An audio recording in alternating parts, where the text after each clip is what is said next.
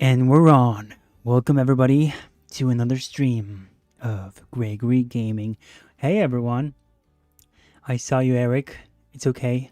I saw you retract your message. It's alright. We won't tell what you actually said originally on YouTube.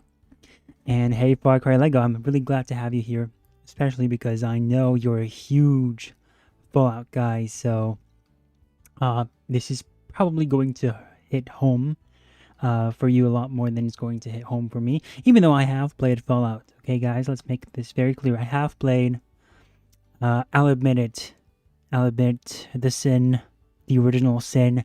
I have played Fallout, but I only played one game, and you can guess which one, and I'll tell you that it's one of the more embarrassing ones.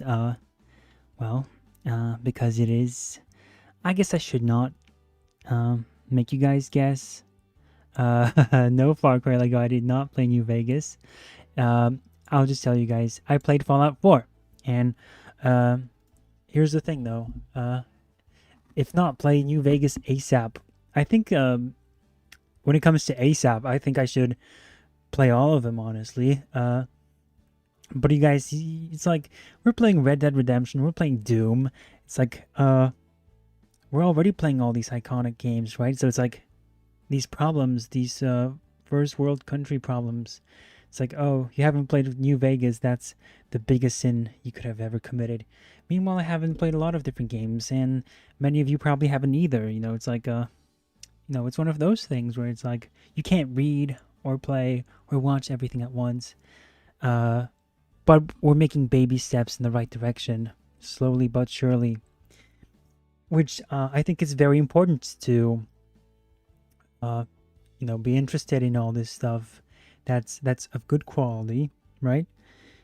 But at the same time, make sure that it is, you have to have both. You have to be able to indulge with the good, which is definitely usually rooted in the past, but you also have to kind of be able to criticize what is wrong in modern times, which is unfortunately where we often find ourselves to be.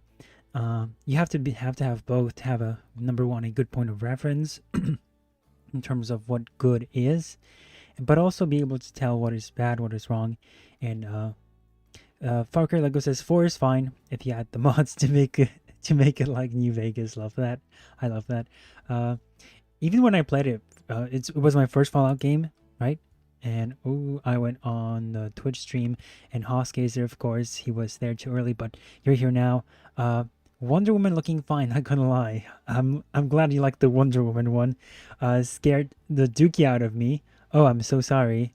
Yeah, maybe because I sounded more serious on this entrance, but Fallout 4, it was my first Fallout game, and even I knew back then when I played it for the first time, which it came out in 2016. I played it a little bit later.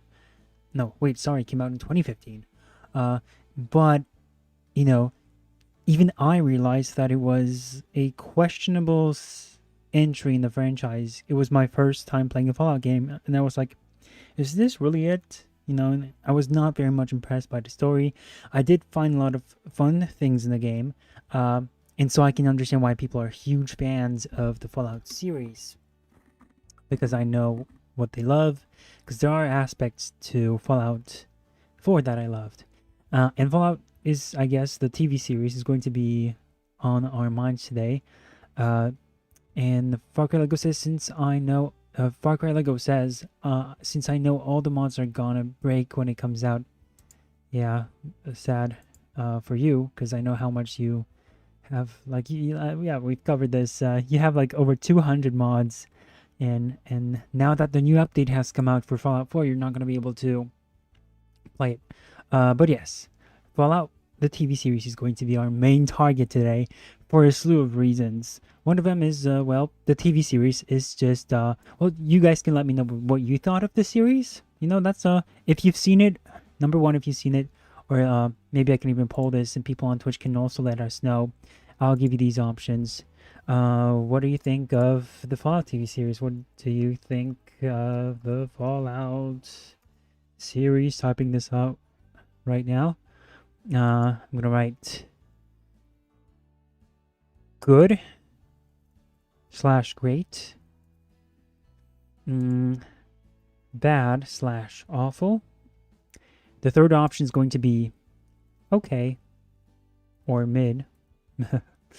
And then the last option is going to be haven't watched, haven't seen, I guess. Haven't watched / don't care.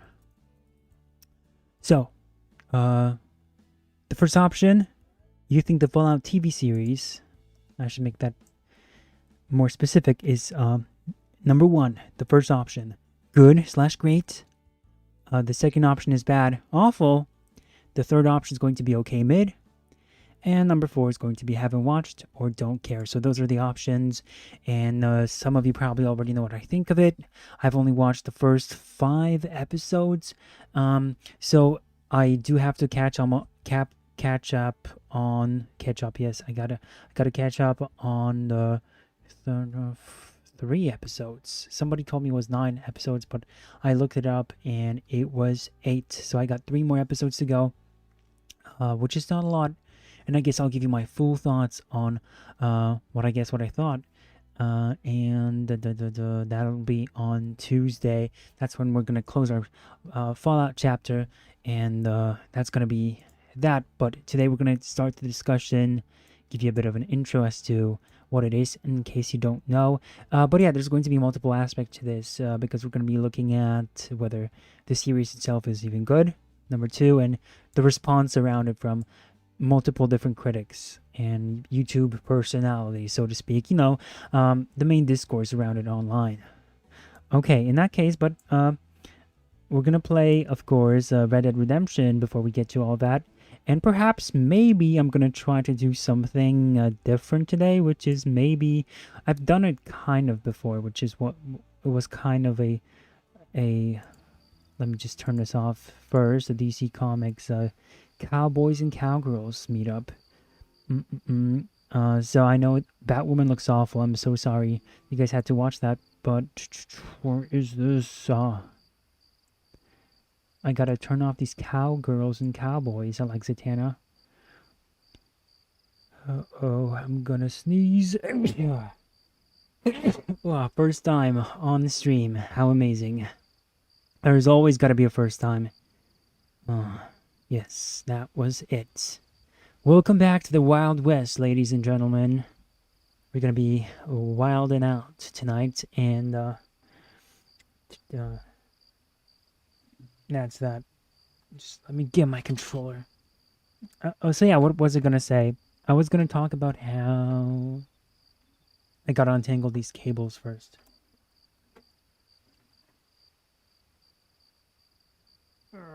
Dang you, cables.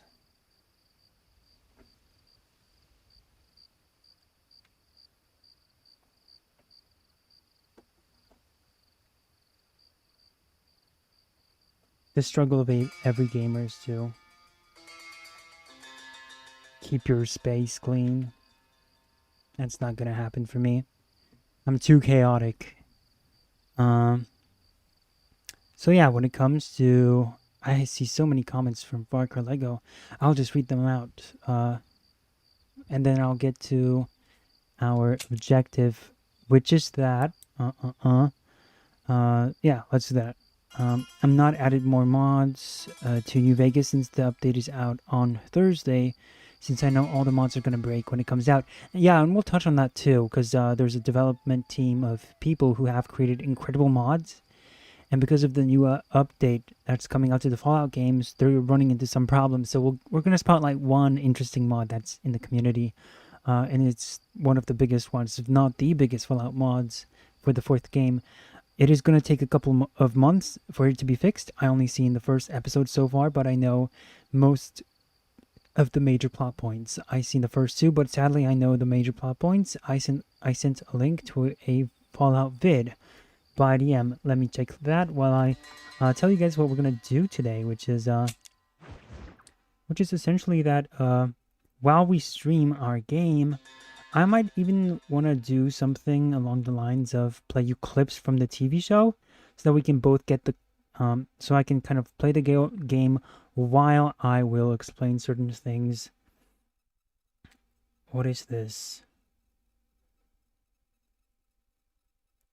Okay, for a second there was one person on Instagram who messaged me, and I got not scared for a second, but I was like, wait, what? Because there was this one person, we can say non-binary person, let's say actress in the show, and this one profile picture looked like that actress. I'm like, uh-oh, did this person somehow locate me? Because it really looked like her. Okay, your video is can you beat Fallout New Vegas as Agent 47? Okay. Yeah, that sounds interesting. That's the video Parker Lego sent me through DMs. And Moodcap is here. Great to have you. Never really got into Fallout, so I can't really judge it. I've only seen the show itself, and it was just kind of bad. Ooh, spicy take for a person who hasn't seen the show. Because from what I've gathered, normies seem pretty, impressed with it. Even they seem impressed by it. And when it comes to the, what am I doing? When it comes to the fans of the video game series, they are mixed. There's like a side that's saying, yeah, it's not good, it breaks the lore. And then there's the side that says, yeah, it's a great show, it perfectly captures the series. And it's like so interesting to be getting these two perspectives from both sides that are saying two completely different things from a series that they both enjoy. And we can already see that my health is kind of whack.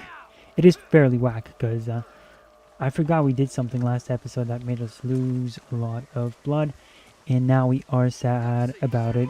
I'll get next stream sale. Oh, hold on. Far Cry Lego, I have a guess which Fallout mod it is. Yeah, it'll be interesting to see. You can guess, and we'll see later. Let's see. If it is Fallout 4, yes, it is going to be Fallout 4. It is the best Fallout game. Not Fallout 4, but Play New Vegas, and that was directed to Moodcap. Good. All right. I haven't seen it, and Hosky says, "Bless you." Thanks on Twitch. He says that he also hasn't seen it. So no opinion from me, I guess. And my health is slowly growing while I talk here and sit with you guys. Yeah. Let's go rock and roll now. So let's see where we are in the game. And then while we figure ourselves out, we're gonna jump into a lot of things today. One of them is, some of it is going to be viewer requested. So for those who are not particularly interested in Fallout, there's going to be plenty for you guys as well. Aw, the violence so beautiful in the background for this game. And look at these visuals. This is 2010. I'm really impressed by this game, visually and from a presentation standpoint. From a gameplay perspective, I would say it is, I'm just gonna say it's solid, you know? And the music is fantastic. Okay, we gotta go there. Okay. The yellow X. Yeah. So long. There are not a lot of the Wild West games out there, I guess. You shall not give false testimony except for profit. N.W. Deacon's Elixir. And I can tell you with no uncertainty that miracle cures are no laughing matter. I bid you good day, sir. Oh, Mr. Marston, good to see you. How have you been keeping? I'm well, Mr. West Dickens. Nigel West Dickens of East Cheap, London, New Waverly, New York, and Armadillo, New Austin. At your service. At my service. At everyone's service. At the service of science, of knowledge, of life. How are your wounds? Much, much better. But then they would be. Do we know this guy? I know a cure for all ailments, Mr. Marston. Yeah, definitely a con man. And I'm sure for just $2 an ounce, I could live forever. Oh, but for you, sir, I do a bulk discount rate of $1.95 an ounce, as long as you buy 100 ounces or more. That's a lot of immortality. Sounds like Give James it up, Gunn. old man. That's Mr. West Dickens to you, boy. Give it up, old man. Listen, Marston, I'm broke, but this stuff is good. It works. I need a healthy young man like you. I could use some health. Come along, let's ride over to my newest customer at Ridgewood, and I'll explain while we go. Okay. Fucker, like, I have 342 mods for Fallout 4. Farm, the sick and needy await us. What do you want me to do, get inside? Oh, I get to drive? This is not gonna end well. Remember how it ended last time? Oh look, it's the dog. Remember what happened last time with the dogs? I'm sorry, Hoskey. I'm gonna have to ask you to relive those moments. You, John Marston. Okay, so we've heard of Hoodwinking the him. weak, gullible out of their hard-earned money. My dear Look at boy, these visuals you when were it's so raining. if I may be so bold, I'm for impressed. heeding such ill-informed You're scuttlebutt. as full of wind as a horse with the colic. I have been blessed with the gift of language, and for that I will not apologize. But the West Dickens elixirs speak for themselves. My thousands of happy customers attest to that. Those men trying to kill you didn't look so happy. Skepticism is the bastard child of progress, John. Knowledge makes a fool into a doubting Thomas. It's the cross I bear as a pioneer in the fields of commerce and medical research. For the love of God, try to stay on the road. Let's see what happens, guys. Nothing. Stay on the road. You're going to destroy the merchandise. Oh dang, right, this is his property. Whoa, look at him. He's having an NPC moment. Get back on the road. We'll have nothing left. Hold on, we gotta help this guy out. He's struggling. He's an NPC. You should thank the doctor for that. Gotta get him I out of reckon his you were place. acting it up worse than Move! it was. There we go. Did we save him? Did we save his? Oh, the cactus. We did not save him, but this is our moment. Now. Okay, I think this guy is stuck. He doesn't want to be helped. I don't like the sound of this. Showmanship, John. The flourish. The bow. We are operating in a So you found a, competitive let's see, the market. Our game. product Ooh, must you guys are stand out. talking in the chat. And I how like does that. this involve me? We're going to I have found a cheap use copy of your Sonic Heroes for talents. GameCube because I know Sega would ruin the remake of the new I'm really release. starting to I'll regret drop this. you off at Okay, this guy doesn't Outskirts want, Bridge. not want to be That helped. way Let's it leave. won't look like we came together. Once I'm set up, saunter nonchalantly into the crowd that is sure to be forming. Woodcap also says GameCube and PS2 are my favorite systems to collect for. Yeah, I got a PlayStation 2 because I'm like, I gotta play some of these older games because these new ones are just not doing it for me. And while everyone is getting Such PlayStation as? 5s, I'm getting a PlayStation 2. Nothing out of the ordinary for a man in your line of work, I assure you. So it is all a sham. No, just a little innocent ballyhoo to grease the wheels of enterprise, that's all. So I call this guy James Buxom young Gunn, girl you see on the Voyage and Capital I wish I Photos didn't first have page to, about photography, but I think the whole advertising Superman memorial, legacy and now it's just called future. Superman. Best be a man of your That word. whole movie reeks of snake oil. Snake oil. I just think his entire approach to the movie is artificial, and he's definitely going to try and... I do think that he's going to try his best to make a compelling movie, but a movie that's going to seem like it's trying to stay true to the heart of Superman, but at the same time, I don't think James Gunn is the guy for that. If you know who he is, you know, if you watch his movies, I think that's all that takes. You can tell a lot by what sort of movies somebody makes. James Gunn is the type who is going to, you know, you've seen Guardians of the Galaxy, The Suicide Squad, but those are his movies. And those are the movies he makes. And when it comes to something like Superman, he's not the choice. He could do Scooby-Doo, and even then he wanted to do like an R-rated version with, or maybe not R-rated, but he wanted to insert a lot of filth into that film. The first Scooby-Doo and the second one, And it turns out that the studio interfered with his choices. He wanted to do a lesbian Velma, and the studio came in and said, no, you're not doing that. And they forced him to give Velma a boyfriend in the second film. No, that was their decision. We got sexy Velma thanks to the studio, not thanks to James Gunn. And How about here, John? Follow me in on foot.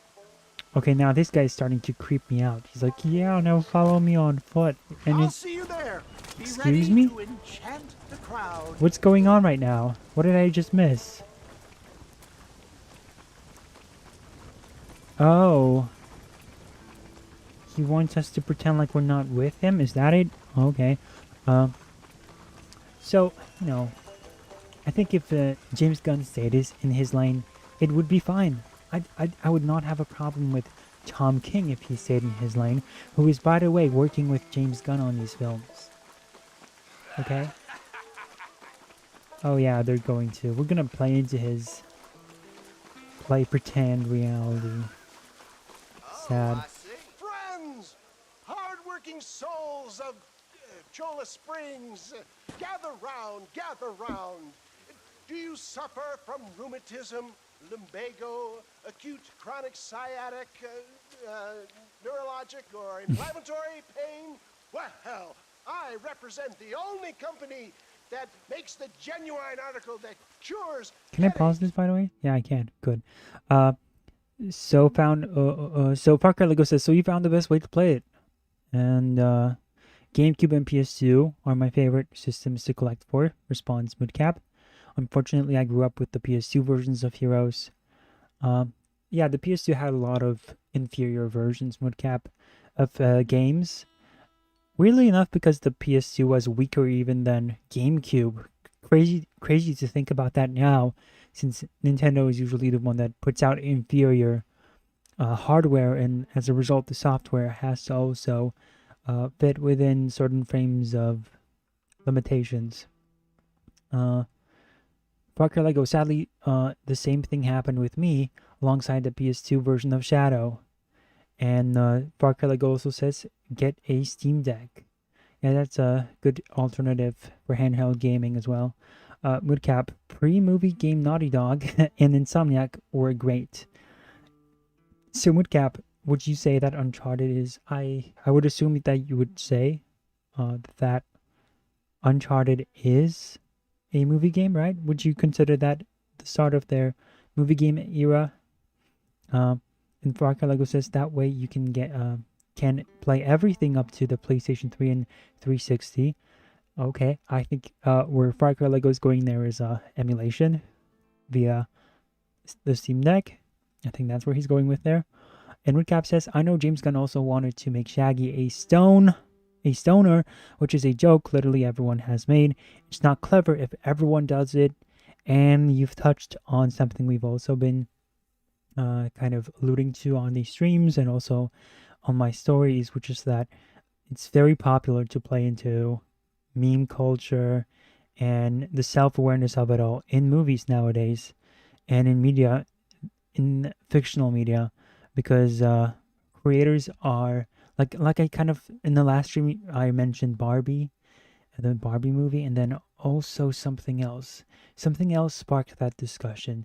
And this would play right into that. People have to make, they have to taint what was originally the case to further play into these things that others make fun of, because that's the only thing that they know what to do. They can only know how to mock things or reference things that are on the internet, because that's cheap and that's lazy, and that's I call it cheap. It's cheap applause. It's like it's a gimmick. It's an easy gimme in terms of, hey, guys, look at this meme. We're referencing the meme. You'll recognize the meme. You'll laugh at it. And that's where you're going to go. And Moodcap says, I consider Uncharted a movie game. And Parker Lego says, lucky I am not a fan of Uncharted.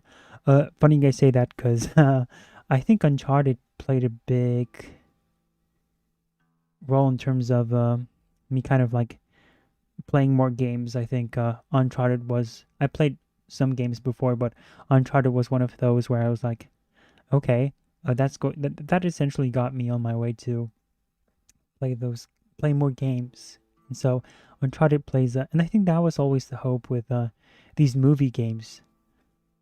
Did we just lose our connection on Twitch? Yes, we did. Hosuke, I can't handle any more agony from you killing a dog. Yeah, I'm sorry about that, Hosuke. It's been loading and not loading. Oh, dang it.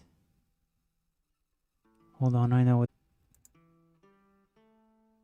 Okay. You're gonna have to reload, Hosuke. And anyone else watching on Twitch.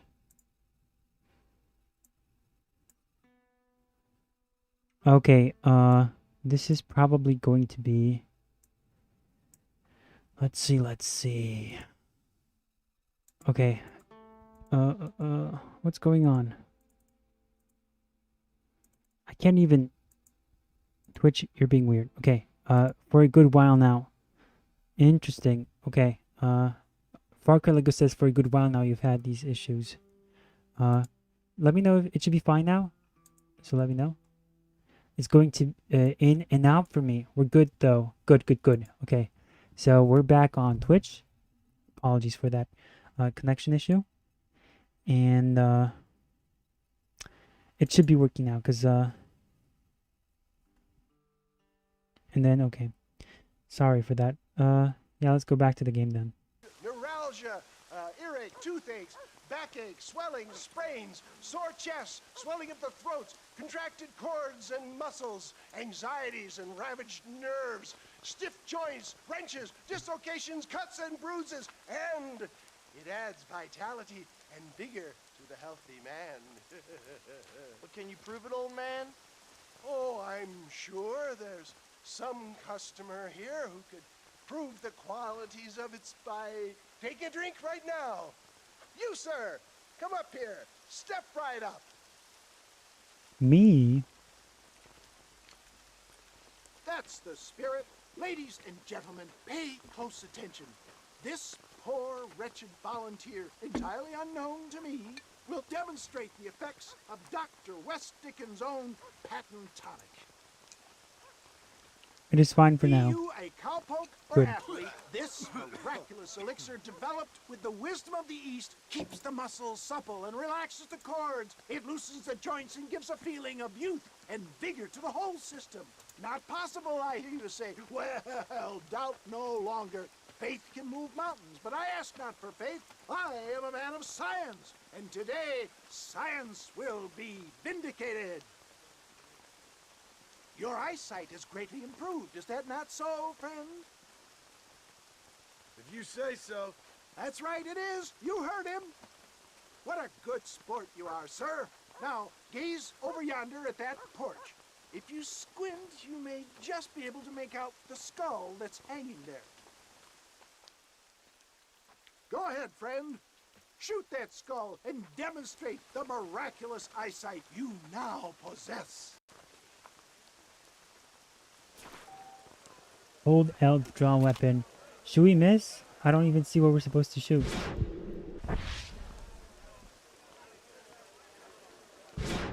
I don't even see the thing. We're gonna fail this guy. Come on, do not keep the crowd waiting. What are we supposed to shoot? That person there?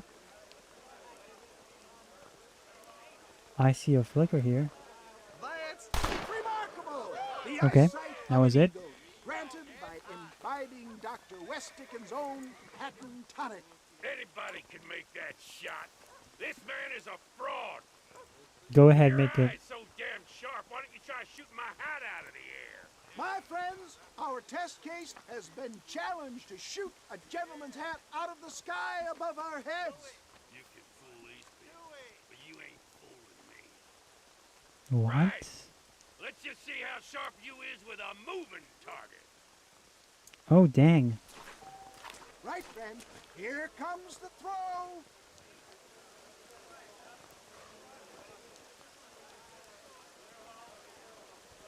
See? That tonic is a shame. What? Have you ever seen such a For a second, I thought it Hold the did power not allow me grips. to do that. Look out of the sky. Hey, I was way too close. what? You think you can put a hole in a man's hat and just walk away, do you? They don't work like that around here, mister. Someone's butt hurts. Come on. Are you a man or not? A challenge of battle has been offered to our volunteer. Prepare Oh. for a display of Herculean brawn. How do I punch him? Come on, friend. Draw an Punch combos can be followed up with a ground tackle and prompted press to ground tackle your opponent. Excuse me, how could I even do that? I kept pressing triangle and it was not working. Dang game. Okay, so you guys are back. Look at it. Uh, The tonic is coursing through I his punched veins. him somehow, but I'm pressing. Big mistake. What? I'm pressing square, not triangle. When prompted, press to ground tackle your opponents.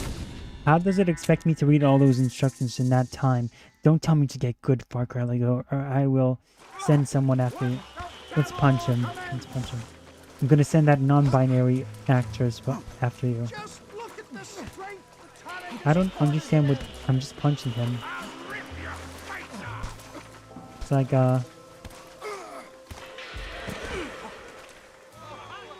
I kept pressing square, not triangle. send dissenters irrefutable proof. Do not let this opportunity pass you by. I am good. Don't tell me to get good. Oh, come on. This guy's so butthurt. Who the hell do you think you are? What do you mean? Leaving here alive. What do you mean, clown? Oh, wait. What? I was not supposed to do that? What? Then what is the point of this game if I can't kill people?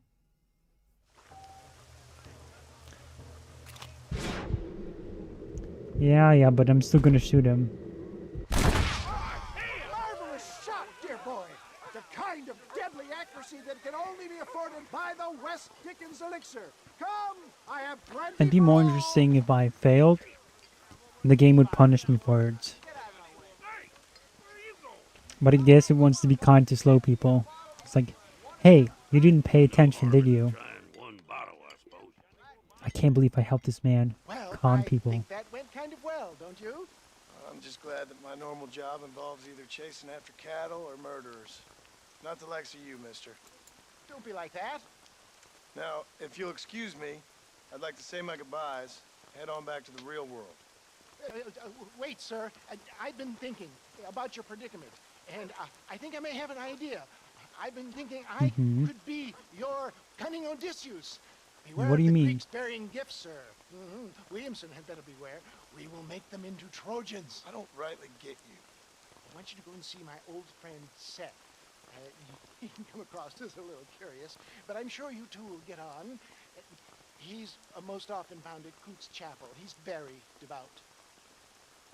Why see him? Because between him and me, we can get those gates to open for you, and you can walk right in, just like in Homer's great Trojan yarn. I think this guy's getting his mythology confused. It's just me, maybe, but I think he's messing things up. What? Meet Seth in Coots Chapel at S on your map. Where is that? Armadillo. Fine. But let's go here first. Let's meet the stranger.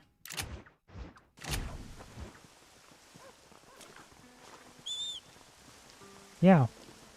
So, while we travel there, let me see. We can kind of show you guys some Fallout stuff for those who are not in on the world and everything. So, No, you definitely don't. no, need- that's the wrong clip. Mm-mm-mm. Is this the one? Nope. Nope. I guess I don't have the one then. Mm-mm-mm. Let me look for it then.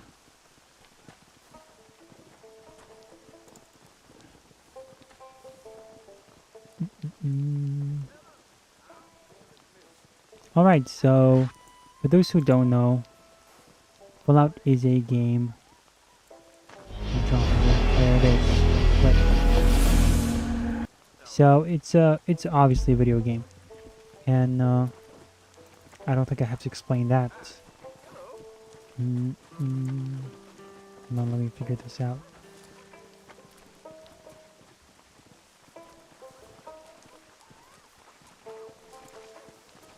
So I watched 5 episodes of the show.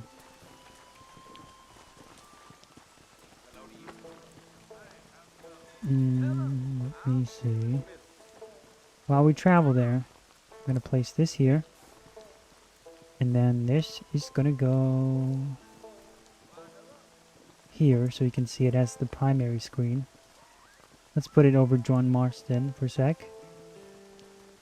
And that should be fine. And then let's mute this game while I make the show audible for y'alls.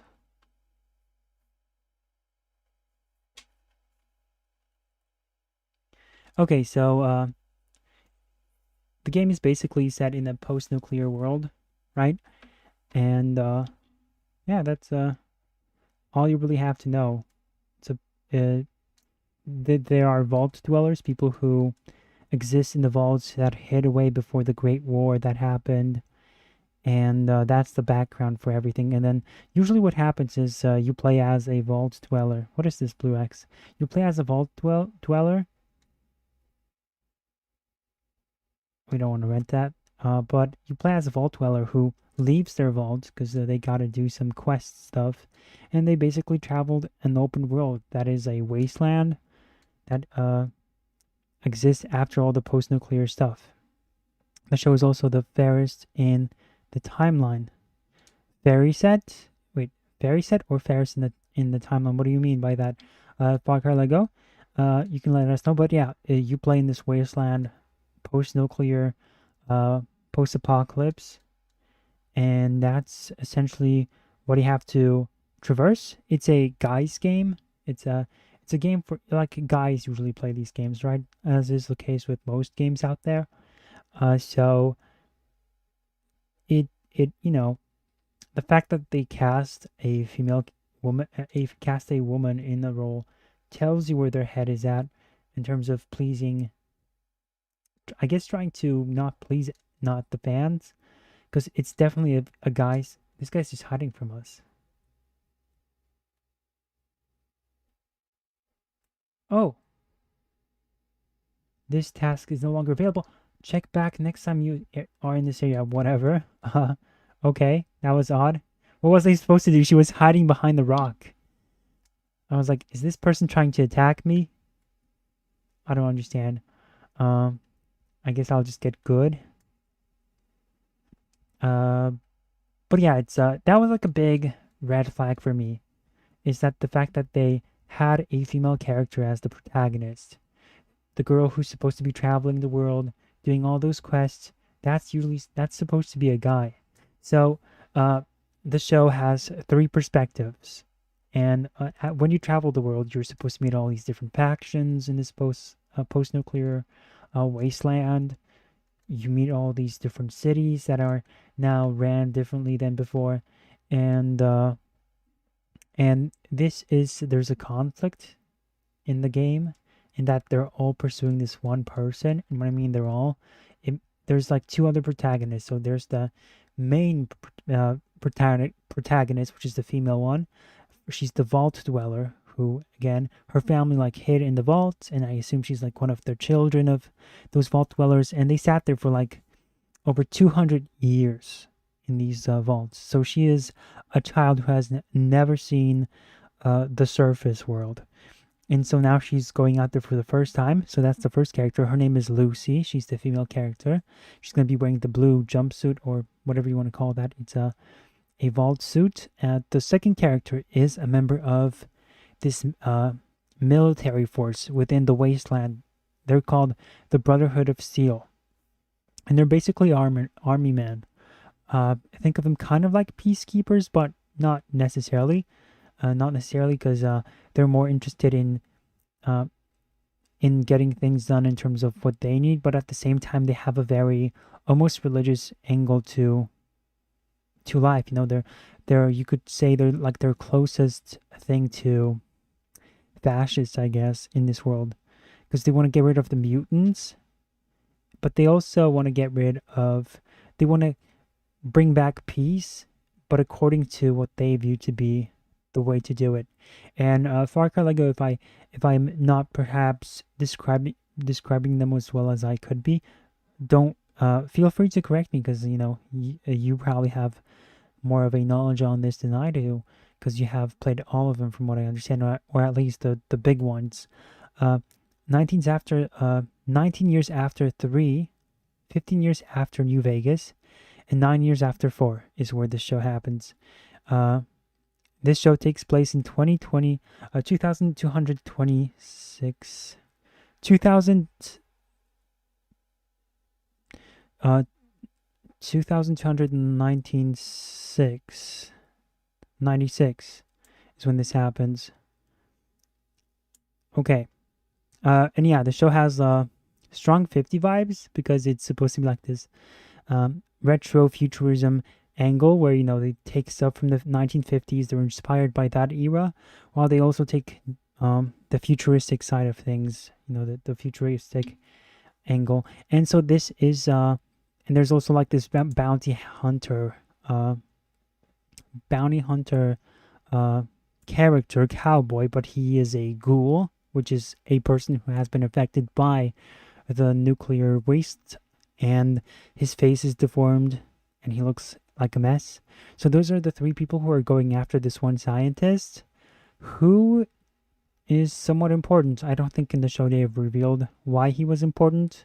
He has like some microchip in his neck. They're all interested in him. And so this is where they all meet. This is in episode 2. And this is the ghoul. This is what he looks like. He wants that dude. And he's gonna go for him. So yeah, he's very ugly, as you can see. Again, he has like a healing factor, you could say, perhaps. The guns from the games pre-4 also had realistic guns, but since 4 they've been trying to retcon them to have toy-looking guns.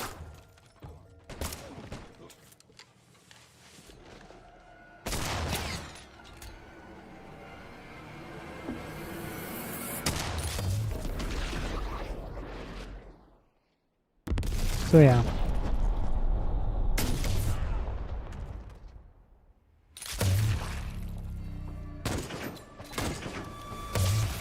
And that's... See how he massacred everyone? There's this grandma in the show. I don't know what her name is, but she annoys me because she's got so much plot armor in this. Let's make sure I get a better look at this. Okay, so he scraped her knee. Of course, he killed everyone perfectly but her. And then this. This is basically the guy from the Brotherhood of Steel. It annoyed me very much how he just ran into this guy, and he ran into the scene that he was looking for. The idea for him is that he is a loser in this show, which, if you've ever played the games, the Brotherhood of Steel are anything but that. But anyway, just get a taste for these characters before we get into them. So just kind of get like a good idea of who each character is. So this is like the second main character in this series. And there's her. She's the main character. She's the vault dweller who leaves her vault behind to... she's looking for her father, right? Because they took her from the vault. So now she's looking for him, and that's why she left the vault. And now this one scientist guy that they're all after is kind of like a key to all of their worries. They're all looking for him. The Brotherhood of Steel are looking for him. This bounty hunter just wants to get paid. And then this woman, obviously she's looking for her father, and she's also like, he's also connected to kind of finding that. So that's okay. That's how they meet. Titus of the Brotherhood of Steel, stand down or be cut down. You gotta be fucking kidding me.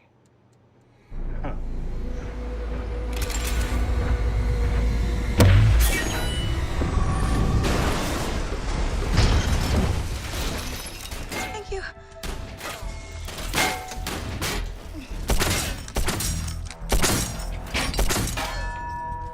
Far Cry Lego, I find it funny how the side stories are more interesting in the show. Is better than the main plot. What do you mean by the side story? The side stories, because you've seen the first 2 episodes, and are you referring to like the cowboy guy and the Brotherhood of Steel guy? Are you referring to those as side stories, or something else? Hosuke is going. Oh yeah, he's just saying that the stream is good for him now, which is good.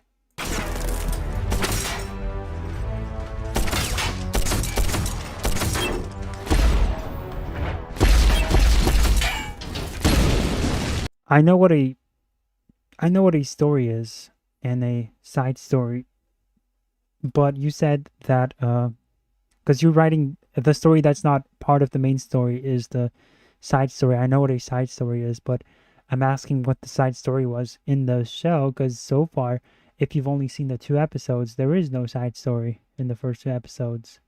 It's just the main story. It's all connected, you know? He has no power armor training perk. Yeah, this guy in the suit, has no experience whatsoever. So the moment he kind of becomes this,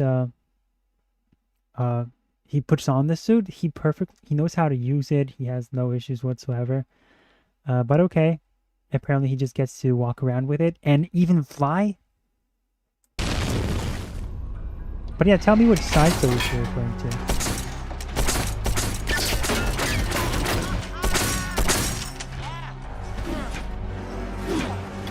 As you can see, he's kind of weak with the suit.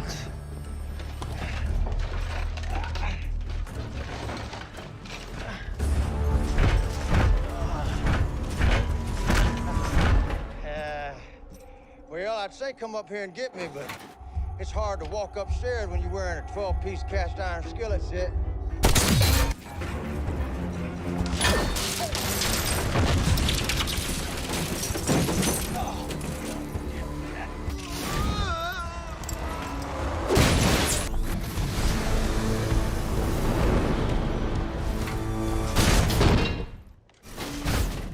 And he gets stuck, and they get an opening, and he tries to fight. So those are like the main characters.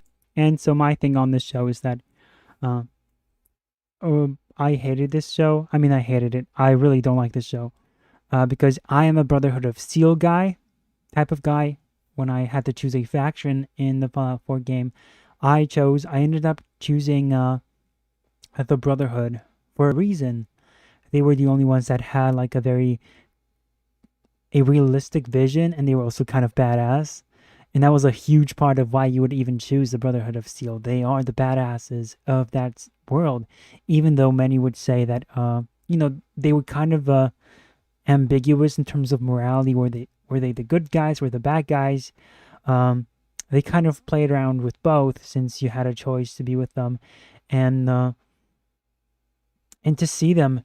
This is a member of the Brotherhood of Steel, and he is a total loser. He is a whiny, crying baby who is insecure. He is the victim of getting bullied, so he's like that child who got bullied in high school, and now he wants to get revenge on all his colleagues. That's essentially his character for like the first 4 episodes in the series. And even then, he still has his psychotic moments. Far Cry Lego is asking, "Where's the jetpack?" All I gotta say on that is they fly now, which is these power suits are not supposed to fly like that. He's not supposed to be Iron Man. They are just heavy tanks that walk around. They require a fusion core, which they kind of allude to later in the show. But you have to power charge that outfit, the whole suit. You can't just run around in it for hours and hours upon, like, who knows when. So, just seeing how they handled the entire Brotherhood of Steel pissed me off so much. Because the way they handle them, they also kind of make them seem like they're like this Christian group, a Catholic with their incense. And at first I thought it was going to be one of those things that was going to blow up in their face in terms of, hey, it's they're showing this extra masculine team that is very devoutly faithful, and they're giving a lot of Christian vibes, and I thought that was going to blow up in their faces. But when you watch the series, they're not even that. It's like, okay, they have that angle to them, but they don't focus enough on what makes the Brotherhood so interesting to begin with. That it's not, you can't even, they don't even end up doing that, because they focus on this guy who is a total loser wimp, and he is what they would consider a squire, which is, there are knights, so-called knights, and for the knights, for every knight there is a squire, which I think is something that this series invented. Squires were kind of mentioned previously in the previous games. I think it was only in 4, but they were totally different. They were basically not all that essential to what it means to be a member of the Brotherhood of Steel. So they invented all this other stuff, and he was a squire who then, during a mission, took the position of he stole somebody else's suit, is what I'm trying to say.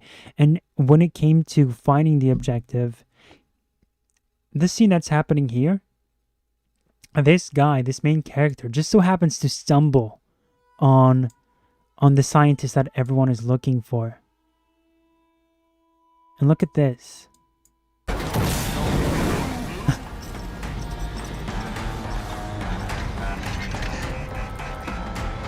If we get taken down the stream, obviously we'll start a different stream. But yeah, this is what happens with this is the representation that we get, us Brotherhood of Steel fans.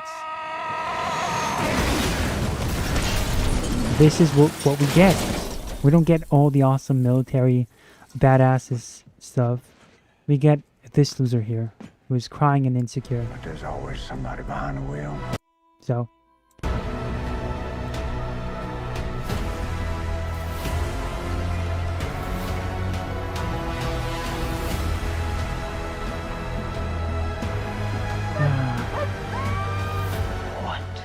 those are the Vault Dwellers wearing those suits. So yeah, let's go back to the game. But yeah, that's so far. I'm going to build this out a bit more the more we get into this. But let's say what the story for this game has to offer for us. So you just got a taste of like what the series is, and the video game is also, Fallout, of course, is also kind of a more of a type of game that, the comedy, it's supposed to have this tongue-in-cheek approach to everything. So it's not supposed to be too serious. And so that's what they're doing, but it's way too overdone in this show.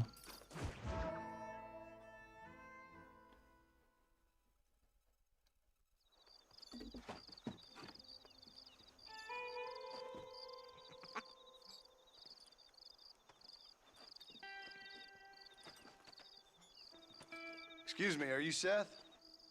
Seth MacFarlane? I'm a friend of Mr. Wes Dickens. My name's Marston. John Marston. Goodbye, John Marston. It's been a great pleasure. I need your help, Seth. Kind of looks crazy. We need your help. Maybe it's just me. me. And Mr. Wes Dickens. Let me be frank for 1 second, partner. I hate people. It was people who got me in this mess in the first place. What mess? Look at me. Look, scrambling around, looking for maps, half insane. I ain't washed in 6 months. My hair falling out. My mind's going. What happened? What happened? My partner. He stole half my map. I never would have done that to him. Never. Look at me. Who did this to you? My partner. My boy, my man. Moses Forth. I don't have the facility to tell you what I would have done for that man. And what I would do to him now. Why? Because he stole half my goddamn map. And what map's that, then? The map, partner. The map that tells me where it is. Where what is, friend? I ain't telling you that. I ain't. Don't make me tell, partner. It's mine. It's mine, all mine. Sure. Giving Gollum energy. And where's this Moses now?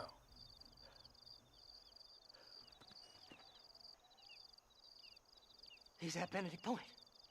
The law got him for exhuming. Some people, they feel differently. Not Moses. Him and me are the same. The self-same. Well, Smeagol, is that come on, you? Seth. Let's go see Moses. Get you your map back. Then maybe you'll help me. Come on, don't be shy, All right, partner. ugly boy.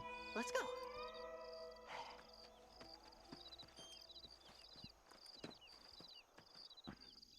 Horses are over here. I want to see those corpses.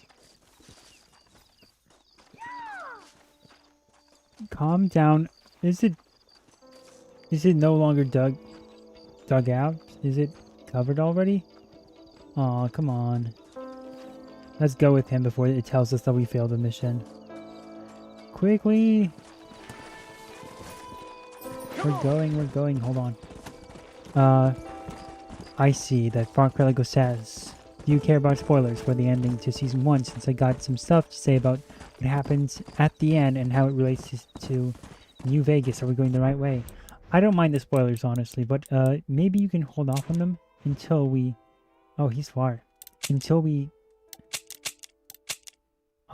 get to... Let's see if we can somehow manage this before we get kicked off again for not playing the game. You can hold off on them for a bit until we kind of get back to Fallout so that I don't get distracted. But yeah, so we got these 3 different factions in the game. I mean, in the show. And the Brotherhood of Steel is supposed to be the faction that is very much, how would I say it? They're very, very hurrah. They're very focused on, well, they're very on the ground, boots on the ground, military oriented, and they get the job done. And that's what you come to see when you want to watch them, and we're gonna lose him. Whatever. You abandoned Seth. No, Seth abandoned me. So that's what you want. You want to watch a military show. Good morrow. Hey, Mr. Keith. Come on then, partner. Keith? Keith. Is this the right one? Hitch. Hey, my man. What's How up? can you sink that low? Digging up graves and looting from the dead. Ha, hypocrite. The whole damn lot of you. Are you saying it's better to steal from the living? They're corpses. They don't care none. These Have some people been laid dignity. to rest. You don't know Exactly. nothing. I talk to them long after they've been forgotten by every other fella. I tell them it's all right to be scared and alone. I embrace them when they're stinking and rotten. I met some sick bastards in my time, Seth. But you're special. Folk is cold and heartless all their lives. To me, they get warmer when they're actually cold and heartless. Surely that makes sense to even you. Not exactly, it don't. Are we really living anyway? Do you exist outside my mind? Maybe we're both having the same dream, and Where when is we my wake mind? up, we'll die. I certainly seem to be in some kind of nightmare. Fly, fly!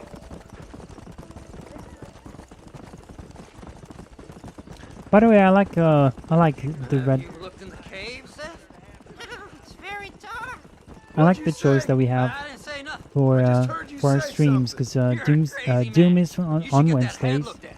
and Red Dead Redemption is I for need someone Saturdays, who and can I get do a like wagon Red Dead inside Redemption four because it's more persons. calmer Told in you can terms help of me, but I'm not sure you even know what the day game, it and is. it's less I intense, don't. whereas I can't even tell you what year it is. I knew Doom this is a was lot waste of more time. suitable for So, Wednesdays, you wanna because go after Bill Wednesdays are in the Williams, middle of do the you? week, You know Bill? and when you get to Oh, play yes. I met Doom, it's like, Williamson and Deacon, yeah, kind all of them brings you boys. in, Sometimes back they into call me reality on when they get in a some way, special job needs doing. I got a because you reputation gotta as a kill man some who do demons on a things Wednesday most on a other week fellas won't. day. Now, that And I then can believe. Red Dead I reckon Redemption you is can good get in for like there, a no Saturday to kind of Assuming you settle help me find things, this map, that is. to take things back, kick it, not kick it up a notch, but to kick up your feet and sort of chill. And it's a lot more calmer compared to Doom. So they both serve their purpose well. What's so important about this map? Nothing much. just unimaginable riches. But yeah, if you guys and want to such leave a like spark or of hope that lit a or raging take fire I votes can't on our put poll out. on YouTube. I If thought not as on much. YouTube, you can just Another treasure let us know what you hunter thought losing of the everything in the search Fallout for nothing. series. Oh, I lost it on all, Twitch. partner. My wife, my children, my business. Goodness. Good riddance to them all. I don't Everyone eat, lost I don't everyone in sleep, this I game. don't wash and I don't care. I don't watch and I don't can care. smell you from here. It used to be about the money, but now I don't know who I am no more. I see myself, but it's like I'm looking at somebody else. Only it's me, you know? Maybe it's time you moved on. No way I can stop now. It's taking me over. Here we are. There's no difference between night and day. All right, this is it. Let's stop here a moment and come up with a plan. As far as I know, Moses is being held in that shack. There's a couple of deputies keeping guard outside. Can you distract him so I can sneak in for a quick parlay with that son of a bitch? I'm sure I can think of something.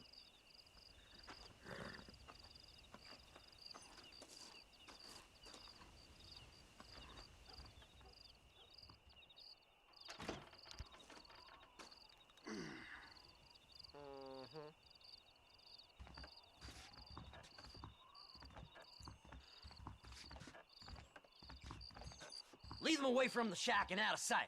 Somewhere out past that hill.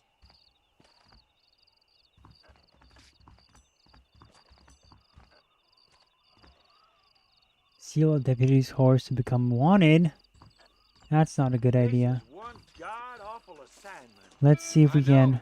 This place is deader than a side of bacon. Let's talk to them Ain't first, seen a maybe. female worth looking at. Whoa, Hey, calm down, man. back on up, mister. This ain't no business of yours. Okay. If you say so. Stay away from them animals. Bye. What the hell are you doing? I will track you down, son. Good luck. Let's stay on this. Committing crimes will result in you getting a wanted level. Well, that's definitely something we didn't want. We'll pursue you. Well, that's what I would expect from a Rockstar game.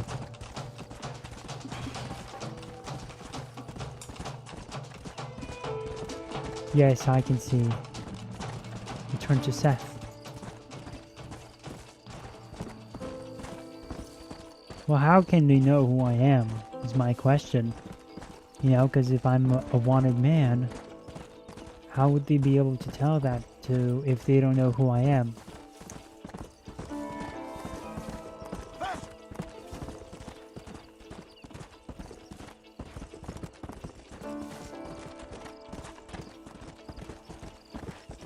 The thing I like about these games is that they represent the time in gaming without all these microtransactions and all that other nonsense. Hurry up! I need to go find that map.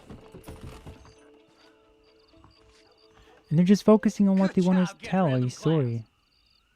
Now keep an eye out in case they come back. Why did he wait all that time? I guess he wanted to make... Yeah, why did he wait? Moses, you got a visitor. Oh my God, Seth. They arrested me. It weren't my fault. Ah! Get the hell away from me! Get that slippery bastard. I need him alive. Why do you though. need me to do everything, dude? This ain't none of your business. Is he running away on a horse?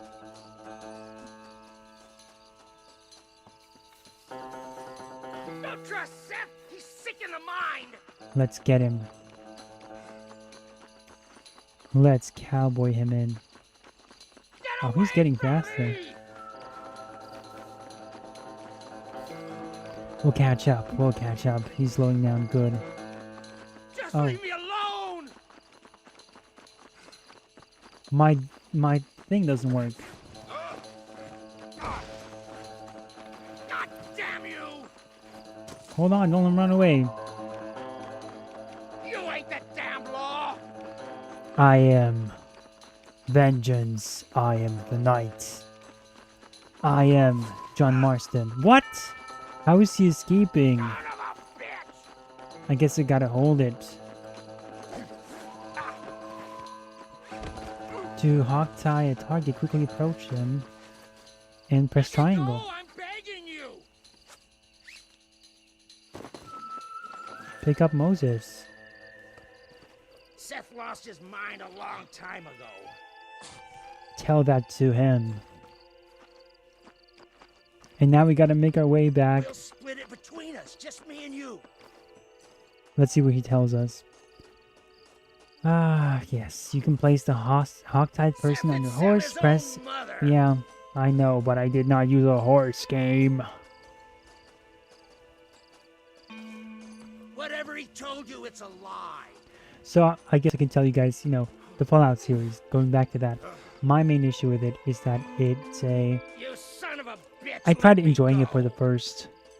Like, the first episode, I actually heard, you know, extremely hot buzz coming off of that series. Is that it's amazing, it's extremely well done, and I was like, okay, is this going to surprise me? And going into the first episode, again, I'm not going into things to hate them, even though with the Fallout series, I was already expecting some garbage stuff with what I've seen, but hey, maybe they just made some mistakes along the way, but maybe they got the main thing right. But then, you know, you watch the series, you start from the perspective of the Vault Dweller, and, you know, it starts out pretty well so far. When you watch it, it's like, okay, I like where this is heading. And then she leaves, so we basically meet the main characters. We're inside of the vault, so we meet the people who live there, so it's kind of from their perspective. You see what they're doing, how they live, how it differs from the surface, how they're contained, how they have their own, like, council, so to speak. And you enjoy that, and you're like, okay, this works. And they have, like, they try to connect with, like, different vaults, and they try to connect with it, like, they're part of Vault 33, because there's multiple vaults throughout the world, throughout America, at least. And they meet up with Vault 22 people, and they want to have a wedding, but then it turns out that those people who are from Vault 32 are actually evil people, raiders, who entered Vault 32. They somehow walked inside of that vault, and they pretended to be those people. And so there was like this entire massacre, and the people within Vault 33 got sniped and killed. There are 122 vaults. There you go. And it was good at first. You know, it's like, okay, it's not perfect, but, you know, I wish it was a male character to represent who this is supposed to be for. It's that Halo effect, which is that the Halo TV series had so many female characters in it. It was extremely distracting, and of course it wasn't just the one issue that was problematic about that show, but it is indicative of the show's quality and what kind of mindset these people have that allows them to then screw it up in all these other sectors. And this was very similar, which is that if they take something that is supposed to appeal to men and is supposed to be male dominated, and they're putting a very female perspective into it, that female twist, you know, that is not necessarily in the show, in the original source material, and it's upsetting in that aspect, you know. And so that was kind of like the beginning of the stuff I didn't like. But there was more, of course. Damn you, Seth! Damn you, Seth! You've always been a twisty little freak. I ain't telling you shit. Then I'm gonna cut you up piece by piece. No, we're not doing that. Friend, this man's gone crazy in the sun. I suggest you take my advice and start talking. Shut up, Marston! I want to cut into a bona fide man's flesh. Ain't never cut into a live one before. Odd Fellow's Rest. It's in Odd Fellow's Rest. Now, get away from me once and for all. Well, ain't that a damn shame?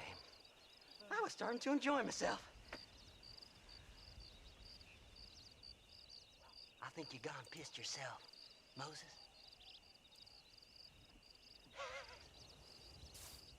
Those deputies went and put a bounty on your head. Best we clear it now. Don't need the law on our backs. I don't have no money, but I got me a pardon letter. Here, take it. You earned it for helping me with the Moses. Come on, we can pay it off in the telegraph office. Best we deal with this now, mister. Okay. Accompany Seth to the telegraph office. I'm looking at Archipelago sent me a DM on Instagram, and I'm gonna try to get that clip onto this stream. So I'm gonna. That's why I was quiet for a bit, but you know there was stuff happening. Pay off the bounty on your head. Visit a telegraph office. That's all. I just got to pay it off. All right, I'm okay with that. Hello there. Also Go clear your speak name. to that fella. Let's get this over with. I hear they found some treasures hidden under that Frontier Bridge. Just get this done and over with. Come on. Just give him that pardon letter so we can get out of here. Here you go. Crazy Mary. Open your Swears eyes. she's seen treasures in Whoa. the Tumbleweed Mansion Calm basement. down. Hurry up, will you? How am I We supposed got to give more it to important him? business to attend to. Anybody know? Outfits, weapons, journal.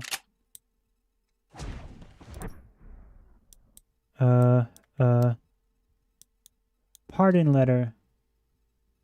Yes, we want this. How do we give it to him? I want to use this. Good morning to you, dear No! Take it on, mister. Anytime you want to get on with it, fine with me. Huge, the stupid game. They tell you everything but how to... Oh my gosh. And what is Seth doing? Can it fail the mission already? I don't understand you, mister.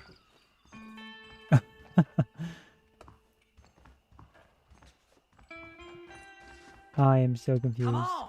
Just give him that pardon letter. So He's we can get gone, out you of here. clown. Are you blind? I want to rope him so much. I want to hog tie him. Hurry up. What do will you mean, We got hurry more up? important He's business to gone. attend to. It's over. Well, I think we just broke the game. It's gonna crash on us soon. Like last time. You son of a bitch, let me go. You're There you lucky I go. ain't shot you yet.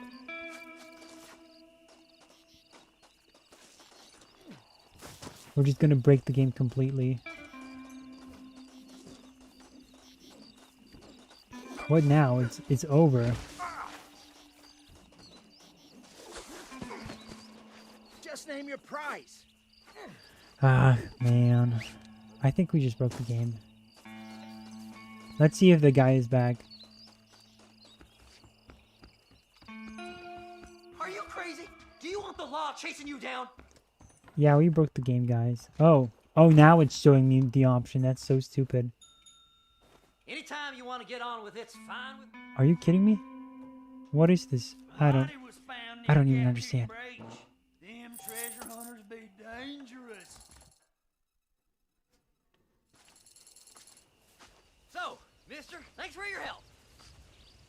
Don't worry yourself with thanks, Seth. Just help me when I come asking. No problem, mister.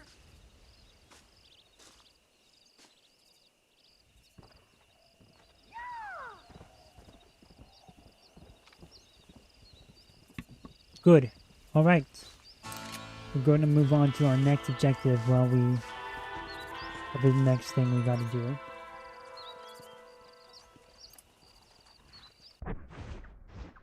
Map. Let's see where we're going to go next.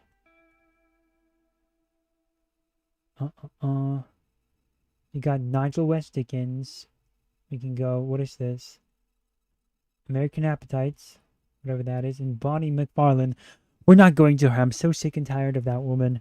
She is extremely annoying. Where are we? We're here. And it's the closest, closest. How do we get onto this side of the world? Interesting. Yeah, we'll go to them. And, then I noticed something else, which is that this series, for all the 50s inspired stuff that it is, it had an abundant amount of, you know, it's like what you expect is like a very typically white society representing the 50s, and of course you can have a range of different ethnicities and characters, but what you would expect is for it to be a predominantly white, I don't want to say world, because you can have a world that has a lot of these different people in it, but when it comes to a time that represents the Vault people, it should have mostly white people. And not only that, but you know, traditional type of characters. But when it came to, because that's all these people know, they're stuck in these vaults, and that's the sort of mindset that they're stuck in. What's going on here? Oh, damn. Oh, heck nah. Get away from me. And now I gotta kill that guy too. They're dead. We don't have to worry about that. And let's talk to this guy. Oh dang, we almost got ran over. World of your deeds is slowly spreading throughout the countryside. Assisting townsfolk is a good way to further your renown. Yeah, we don't want to become hunted. So yeah, the show started basically, what you noticed is that and this is an issue of course with a lot of series, is that they're constantly pushing interracial marriages, which even in like the regular world, it's more likely for people to marry within their own race. And it's a well-documented phenomenon by this point, that the interracial marriages are just kind of Hollywood's and the media's attempt to normalize like interracial relationships. You know, they kind of, partly because they want to get rid of the white population. That's what it comes down to. It's a form of white genocide that they want to contribute to. And so that's where that comes from. And for the most part, no, that's what it is. And of course, the other angle is like destabilize families, and you know, make in general diversity and inclusion is that's what that really is about. Because if you have people who, if you push diversity, you have people who come from different backgrounds, and so you no longer have individuals who can kind of talk politics and talk similar values. If you have a country that's made up of, let's say, you know, like Muslims, Jewish people, Christians, they're not going to be talking about religion and politics the same way as they would had they been within a group of people who are like them. So what they're going to be talking about is they're not going to be talking about politics or religion, the stuff that predominantly matters. They're going to talk about what? They're going to talk about video games. They're going to talk about stuff that is not as important. They're going to talk about movies and pop culture, because you know that's all they really got in common. And those things are great. Those things are also important, I would say, but not as important as those two things. Which is why, you know, in the workplaces, what are the two things you can't talk about when you're in a workplace? Religion and politics. Why not? Because it's not appropriate to talk about those things. It was once appropriate to talk about those things because people did have similar mindsets and, you know, lived similar lifestyles. I posted also like this story about how Christopher Reeves talking about Superman and what he really is, and he talked about how, you know, Superman is a friend. Not, you know, that's what makes him so important. He represents a part of America that's about America that was founded on helping others, being a friend. And I think that's lost nowadays everywhere. And that's because, like I said, helping people, being a friend, helping somebody that you know, like your neighbor, was something that was supposed to be like a, you know, kindness was reciprocal. It wasn't just a thing that one person did because they thought it was the right thing. It was a result of a community, a result of a village that thought, okay, these ideals are good. They represent what is good and true. And it was about being a polite citizen. And so when Superman helped people, you know, or like, you know, when you look at like the typical families, not even in the 50s, but before that, people had lived in different communities and in villages, and all they had was their word.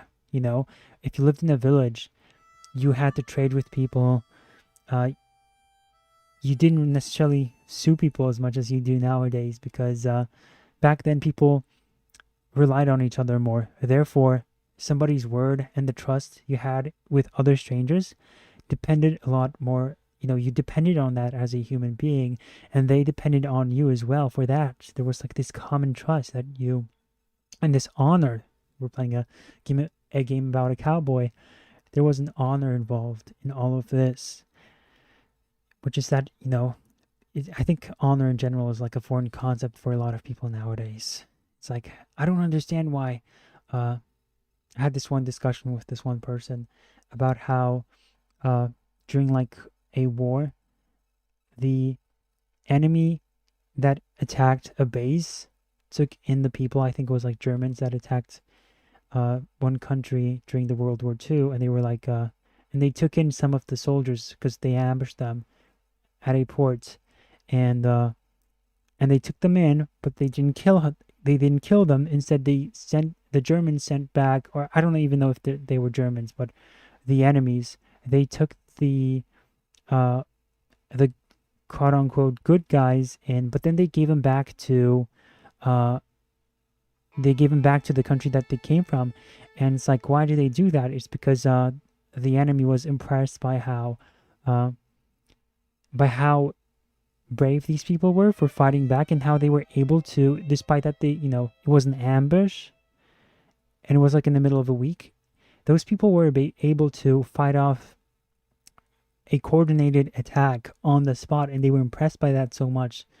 And they were just so impressed by their own enemy that they were able to kind of just give them back to their people. And it's like, well, why would an enemy do that? Why would they sabotage themselves? That's like the concept of honor that's lost on people. And also being an honest person is also lost, because nowadays you have social media, you have all these things that you can now verify yourself. So it's easier to tell lies, and it's more acceptable to say lies and to be less of a decent human being in a way, because you know, you got all these other things. You don't have to trust people when you have all these things that can, if somebody lies to you, it's very easy nowadays to check it and find out yourself. And that sort of, you know, in a way that's a good thing, and all, but it also has its negatives, which is that, you know, that part has, you know, kind of evaporated. Penchy, I don't mind telling. Good luck, son. Oh, that guy was weird. Wild one and no mistake. What, am I supposed to ride this horse? There's a different mission for me over there, but okay. If he wants me to ride this one, She ain't sure. gonna break herself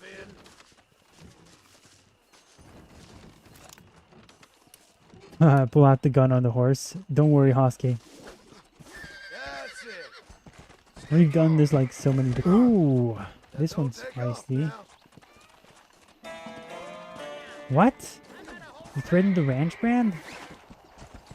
I thought I was supposed to do this myself.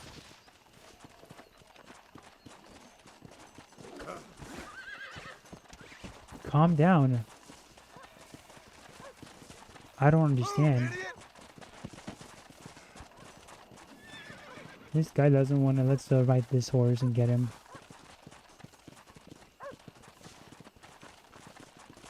Come on, come on.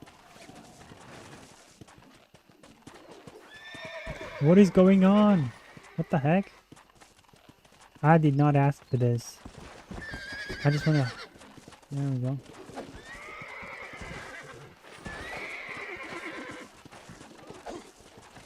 I don't even know what I'm supposed to be doing, because they kind of just threw me into this.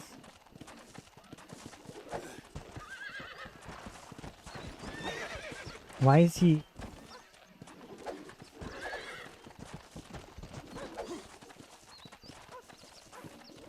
It's so weird, because for humans, they expect you to keep holding the thing. It's so odd. I don't even understand the rope physics on this. Let's go. Come on. Yeah, it's over. When the horse stamina gets low, additional possess. I don't even know if this was supposed to be the horse. Yeah, this is stupid.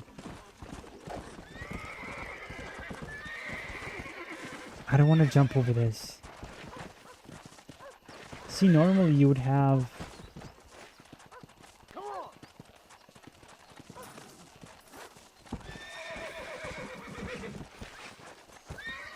okay, we're doing it, but I want to ride this horse. I was supposed to ride it, wasn't I?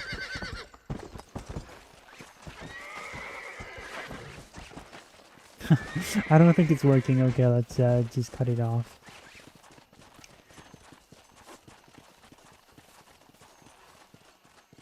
That was odd. Let's go.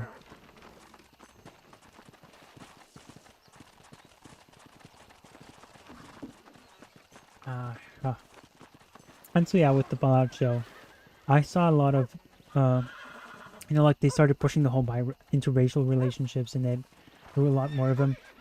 Like for example, there was like the main character is interested in the Brotherhood of Steel guy, the guy who we saw in the suit. That was like one of them. Then there's like this cowboy ghoul, and he had a wife, like the cowboy ghoul that we saw in the show. His backstory is that he came from like he was an actor in commercials, and his wife was a black woman. That was another one, again back in like the 50s inspired era. Weird. And then also in the vault, you had a pregnant woman with this Indian guy. Okay. And I think there's a lot less same race couples. Like you have the protagonist father and mother. That's one of them. And then the pregnant woman Mr. Marston. in the show. How are you, sir? The pregnant woman in the show has like this fling with this one white character, but it's not official, and there's like this one thing that in context makes you think that it's not really even a legitimate relationship. She's kind of like projecting somebody else onto him, so it's not even a real relationship, you know. She's kind of projecting. It's funny because she's projecting her husband onto that guy, and her husband is an Indian guy, so it just comes back to this whole thing anyway. I met up with your friend Seth. Oh, Seth of the Dead. Yes, interesting fellow. You don't meet many men these days with the moral fortitude to cut straight to the chase like that, do you? Thankfully not, Mr. West Dickens. Yes, contemporary society is remarkably harsh on professional exhumers. But did you know that in ancient Egypt, it was an art form valued more highly than literature? I believe Seth comes from that school of thought. How very interesting. Look, you thought any more about our plan? Your plan, dear boy, your plan. I am merely the help, not mercifully the arbiter of wisdom. What you are, dear boy, is the man whose life I've saved twice now. A man who sells lies and deceit to unwitting people. A man who, figure that out if he doesn't now. help me, I won't think twice about putting a bullet through his skull. Feeding to the vultures myself. You see, Mr. Marston, you have the exterior of a violent man, but the soul of an angel, and that is what I think I cherish most about you. That's what I thought. But before we can attend to your particular problems, we need some extra lubricant to oil the machinery of business. And this being America, that lubricant with which we concern ourselves is money. Money? What are you talking about? Oh, we need weapons. Armor plate for the wagon, extra hands, and I need some danger money. So, let's sell some more of these cures. Sell cures? Around here? Do you want to see me lynched? No, the sport of kings. Racing, my friend, the sport of kings. A noble activity without reproach. Exactly the kind of activity where a lying, cheating degenerate like myself can prosper. But come, let's finish the loading and we'll discuss it as we drive.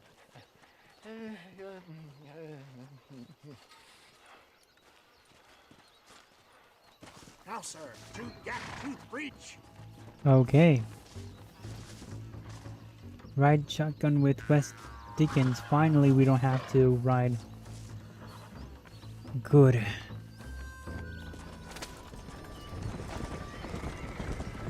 Yes. Wait. It says skip the destination. Seth is an interesting fellow, is he not? I wouldn't say interesting. More deeply disturbed. What is the destination? Let's see. We can use this opportunity to... It's pretty far away. Let's see what they're talking about. You two get along. I see the good in everybody. But then along the way, It's let's a maybe far pull back ride. on it I have a and soft get to the spot show. for life's Watson and Jetsam. Connection with him more like. You and Seth have a lot in common. You both rob people for one. Mind you, at least Okay, you wait I don't think until this is they're all dead. that important, so... Oh, my dear boy. Nobody is more critical of drinkers than a drunk who's mended his ways. What are you talking about? Come on now, John. I've heard about you. You spent your life robbing people. It's a little Okay. inappropriate to be taking Yeah, we already the know moral this. high ground now. I had the courtesy to put a gun in their face. Whatever helps you sleep easily at night. We stole from those who had too much. Tried to give to those That's who not had an too little. excuse. A Robin Hood with spurs. Oh, romantic. You're expecting to believe that. The thing about the Robin Hood thing Maybe I'll have the good fortune to be is that Robin Hood was actually... He came from a family of rich people. People forget about that. So it wasn't a case of the poor stealing from the rich. It was a rich man, an aristocrat or like a noble. He was... It wasn't just the poor people stealing from rich people. It was a man that comes from a man who comes from a rich family becoming this outlaw for a reason, you know? So it wasn't just giving the poor people stealing from the rich man. That's not what it is. Alright, so they're done talking. And in that case, let's kind of go over like the show again. Let's see. I'm gonna make this smaller, so while I make this smaller, I'm gonna tell you guys. So that wasn't, of course, like the only thing that I disliked about the show, with the interracial couple, but it was also a slew of things. So like the female character, that's number one. Other thing is that, you know, the locations of this entire world, the wasteland, they do not represent. They're very different from the game in that the location in this game are low budget, and they represent what I hate most about TV shows, is that their low budget kind of stops them from committing 100% into the creative vision, or they don't have the funds to make it what it should be. And you'll see like this entire world, for example, is a missed opportunity, because she goes outside and she's walking around a wasteland, sure, but it's not a wasteland like it was in the games, where there's like trees, populations. The first thing she walks out of her vault, and the first thing she sees is empty space around her. This is what it is. This is the world. And it's like, that's not what Fallout is. And again, it's like, when I play Fallout 4, it's like you leave the vault, which is next to a city, by the way. You then walk around and you're already surrounded by this wasteland, sure, but it's like broken trees, broken buildings. You already walk into a society that's been transformed by a lot of things. And that's what it is. It's not any of that stuff with, oh, we're already approaching the destination, but let's watch this clip then. Let's interrupt this message with this, by watching this clip.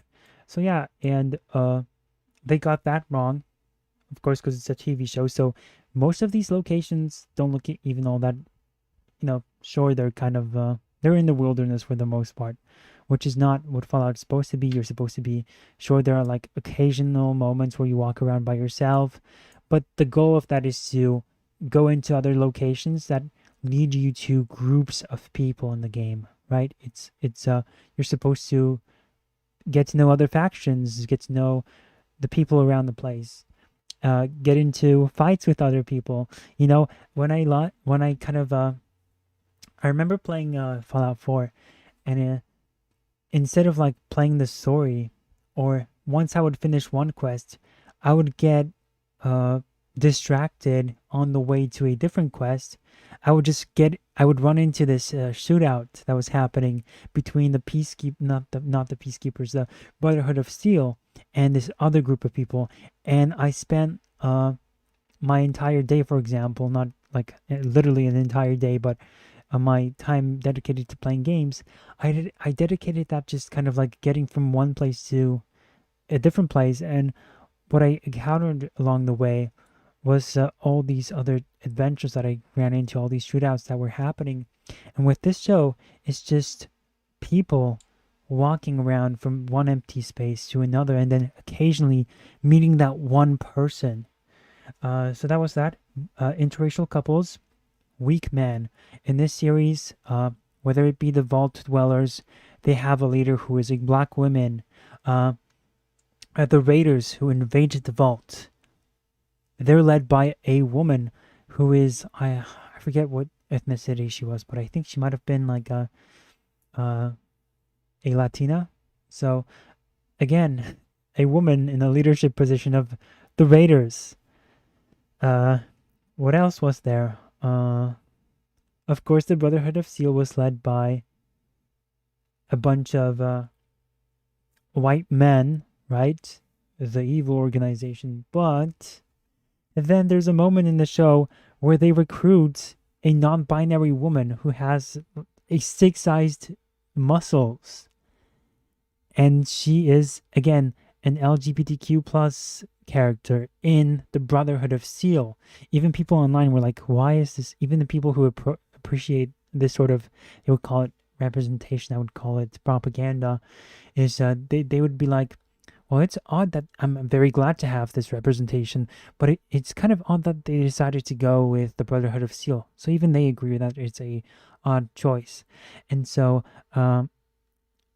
we'll see this person, this non-binary recruit, because with this they also like added additional stuff to the lore, which is that there are these recruits in the Brotherhood of Steel, but before you kind of become like a high-ranking member, you first have to go through like these steps. You first become a squire. You might get chosen to become a squire, but then you become a official knight after that, which is like added nonsense. You know, it's like, it's not like that, but okay. And so one of those recruits and the main character, the black guy, I guess, who we saw earlier, you know, he is friends with that non-binary person, so-called non-binary person, because there's no such thing.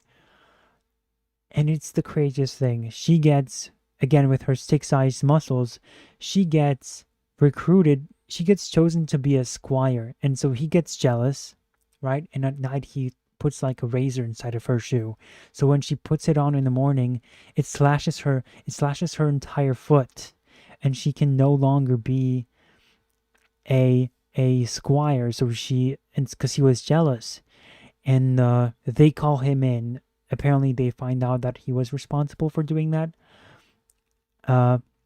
So again, instead of following the story of, by the way, the story of this show should have been the Vault Dweller, getting to know all these different factions. It should have been from his perspective. I'm not even talking about her perspective, because she should not have even been the main character.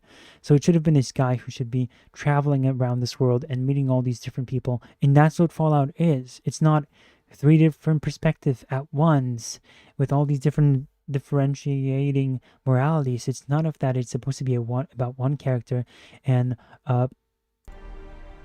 we'll get to him. It's about this, again, this recruit of the Brotherhood of Steel.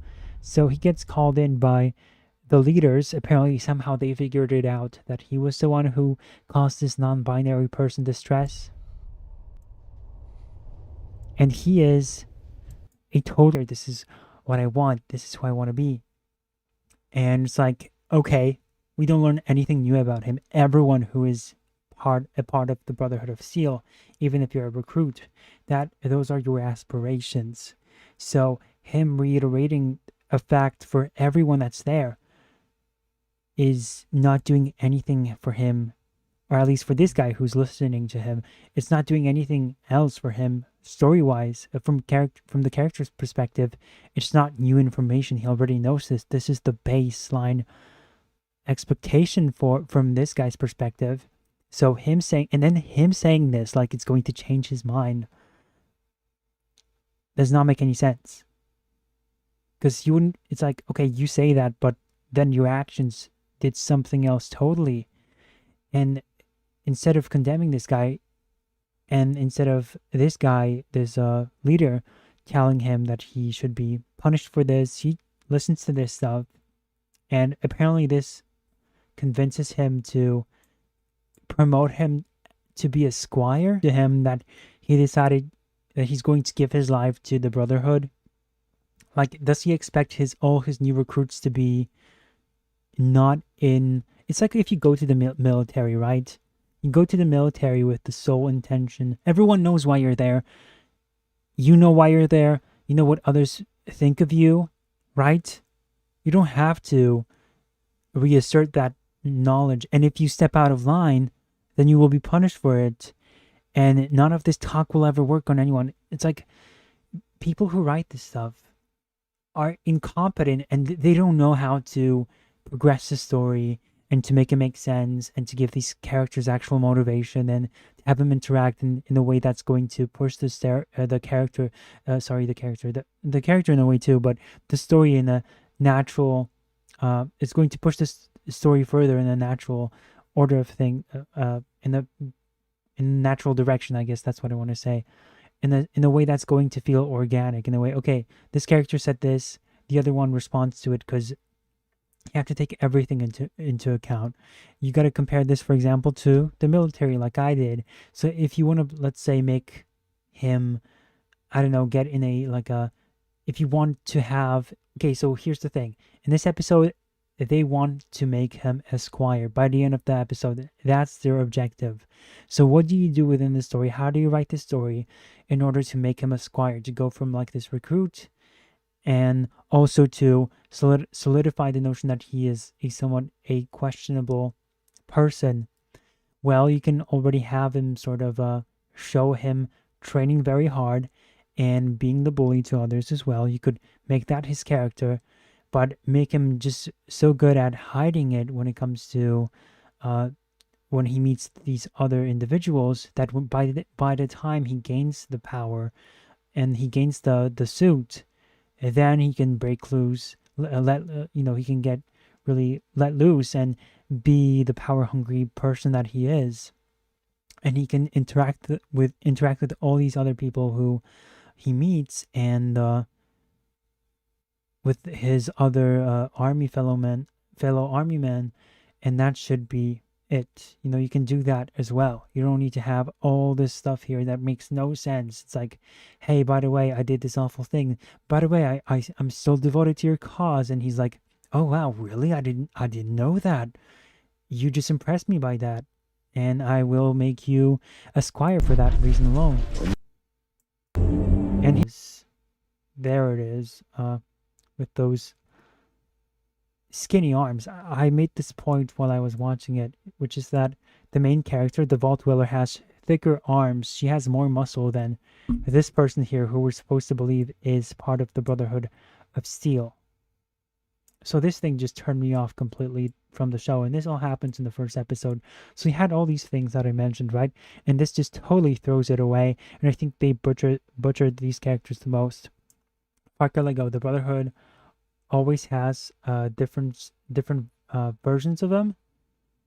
Yeah, you could specify what you mean by that, like different I don't know, not factions, but like types of people who are a part of it, like different rankings. Every time we see them in any Fallout media. Oh, do you mean like they're very inconsistent in the way they're portrayed? Is that it?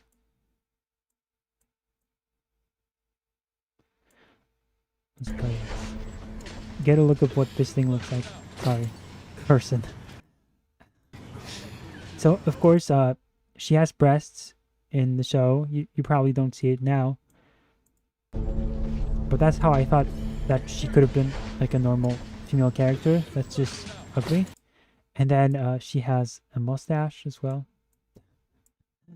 and that's her. Goes on a mission with this other guy, this knight here, and like the whole knight squire connection makes no sense because it's again added by the show. but they get attacked by a mutant bear.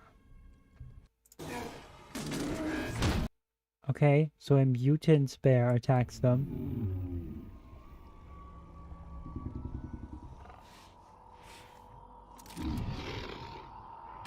And look at him.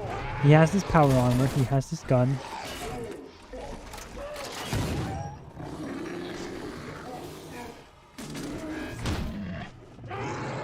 And there's a scene in the show where he's basically the black guy whose name is Maximus, so I guess that's what I'll call him. But Maximus later puts on the suit, and there's a sequence where he just uses it to throw things to destroy rocks with his bare hands. And so there's that moment in it, right? And then this guy's struggling to punch through a bear. Okay. So they fight, and because this guy is not a fan of this guy, this knight, because he thinks he's not what a knight should be. He's just you said this stream got sniped. Are you sure it's just not my poor connection here? I think it was just my poor connection. Let's see more info. Oh, yeah, you're right. We did get ID claimed. But are we back then? At least on YouTube we got ID claimed, copyright hit.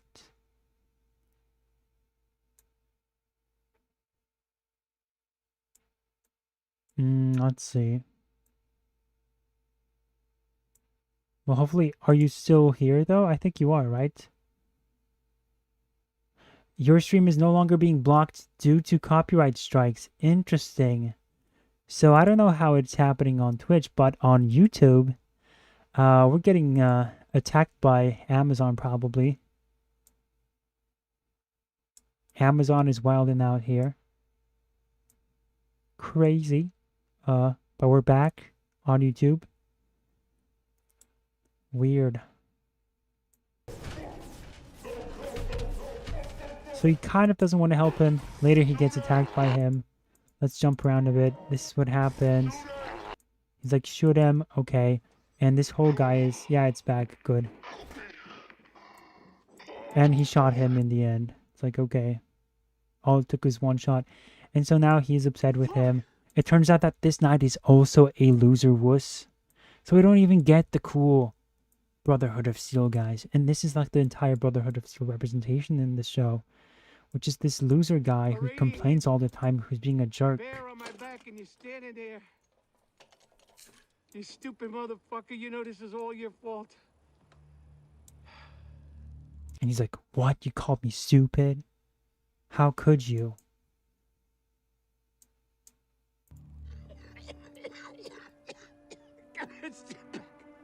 Give me a step back. I can't breathe.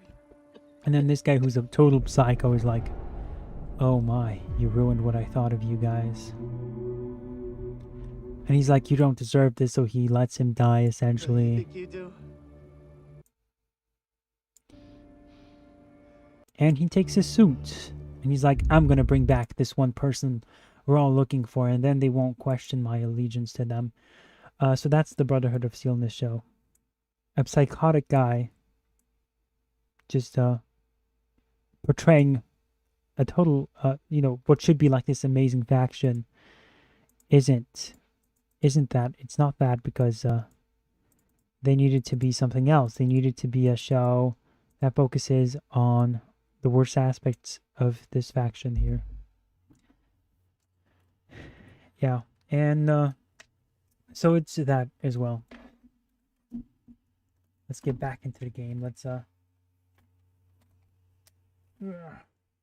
I wanted to do some reactions to some of like the content you guys suggested last time, and then some of the other stuff. But before we do that, we're gonna finish this quest here, and we're gonna do more talk about like the Fallout thing, which is what else, like the locations I already touched on. They're pretty unimpressive.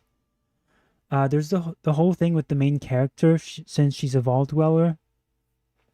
They play it up like she's a part of like like she's out of touch with the outside world and she doesn't want to kill anyone. But at the same time, when she's in the vault and they're getting raided by the raiders, she's able to self-defend. She is willing to take down people, hurt them. And so they're trying to give her a story arc that's kind of inappropriate for her because it doesn't make sense. Again, it's really stupid. I want to talk about that ending and how it affects New Vegas. Okay, we'll do it after this quest then. Well, to like finish off our part about. Here we are, John. Gap Tooth Reach. Where are we? Missed them, dude. Okay.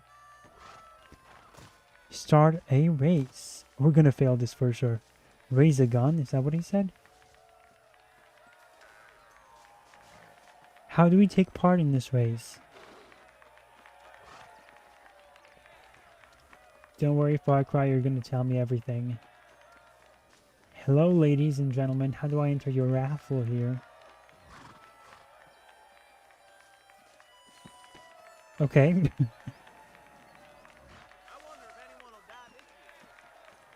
The blue dot is over there.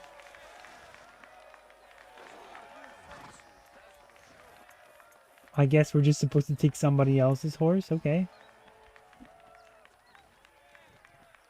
Drivers!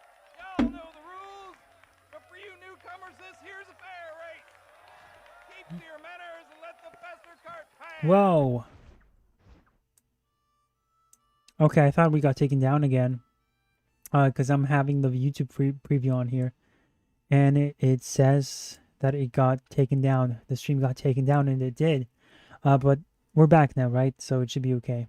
Good. But on Twitch, yeah, tell me how it went on Twitch. I don't think we got copyright struck on Twitch, so that should be... that's telling for how things are kind of dealt on both platforms. So now that's been said, y'all can get to running each other off the road like always. Which is crazy, because, you know, it's fair use. I'm commentating on the series. Oh, this is gonna be a disaster. Can we just get... there we go. I'm very unstable with this cart. This is not like Mario Kart at all. Oh my gosh! Did you guys see that? His entire cart got messed up. So far we're leading and we're doing a pretty good job at this. So let's keep it that way. Okay, sharp turn, I get it. Nice. Maybe we're not gonna suck after all.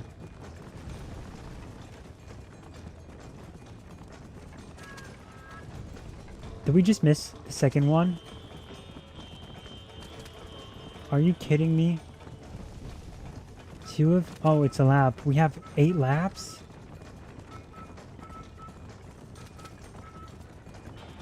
How come it says 1 of 8?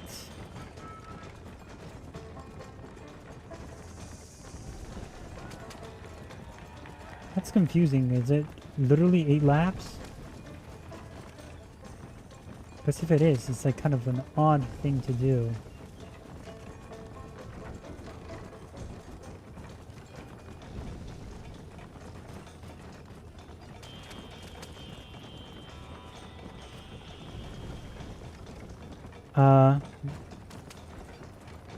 Okay. Odd. Hopefully this is not gonna... Is it because we missed that one? Oh, brother. There's always gotta be something with this game. I'm telling you, there's always something. And I guess you guys... What now? There we go.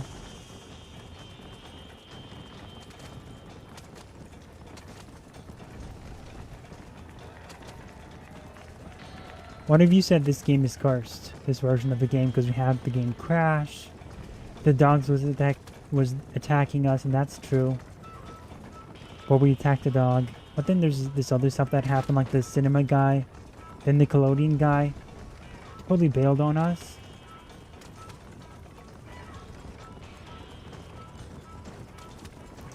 Like he disappeared, remember? even though we try to kill him. That's weird. We won, right? Hell of a race, mister. I'll take care of this cart for Mr. West Dickens. Okay, John, I suggest we keep a hasty there we go. That was odd. Didn't even count it. See, didn't count it even though we got it. Right. Best remove ourselves from the stage before somebody decides Weird. they want the money back. Fine by me. Wasn't that fantastic? The cheers of the crowd, the thunder of the wheels. The fallen rocks, the homicidal maniac. Oh, come on, John.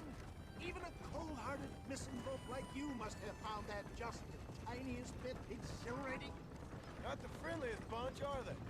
They take the racing very seriously in these parts. I really took the Your changes they made to the show personally, partly because a lot of them were very ideological, Clear. but also because, you know, the Brotherhood of Steel was especially hurt by this. guilty pleasures of mankind since the dawn of time. I get away from the men we just swindled before you start They waxing missed too lyrical. they missed the thing about like what makes Fallout so appealing to people. It's about going out there and meeting different factions, meeting different people, and joining them, maybe helping somebody else out. And sure, there's like a personal angle to where you're trying to also pursue your own very personal objective, but it's still about exploring the world and learning what's so special about it and interesting. Time, old man. Oh, patience, my friend. The Trojan Far Cry horse Lego, I was more pissed about what they did to New Vegas. Okay, I see you. I see what you're trying to do there, Far Cry Lego. For that, you need to contact an old friend of mine. Goes by the name of Irish. Irish, we'll get to it. We'll He's an get to it. Don't worry. interesting fellow. He usually can be found in Armadillo or some other town around here on some bacchanalian revel or such. Great. An alcoholic arms dealer. What could be better?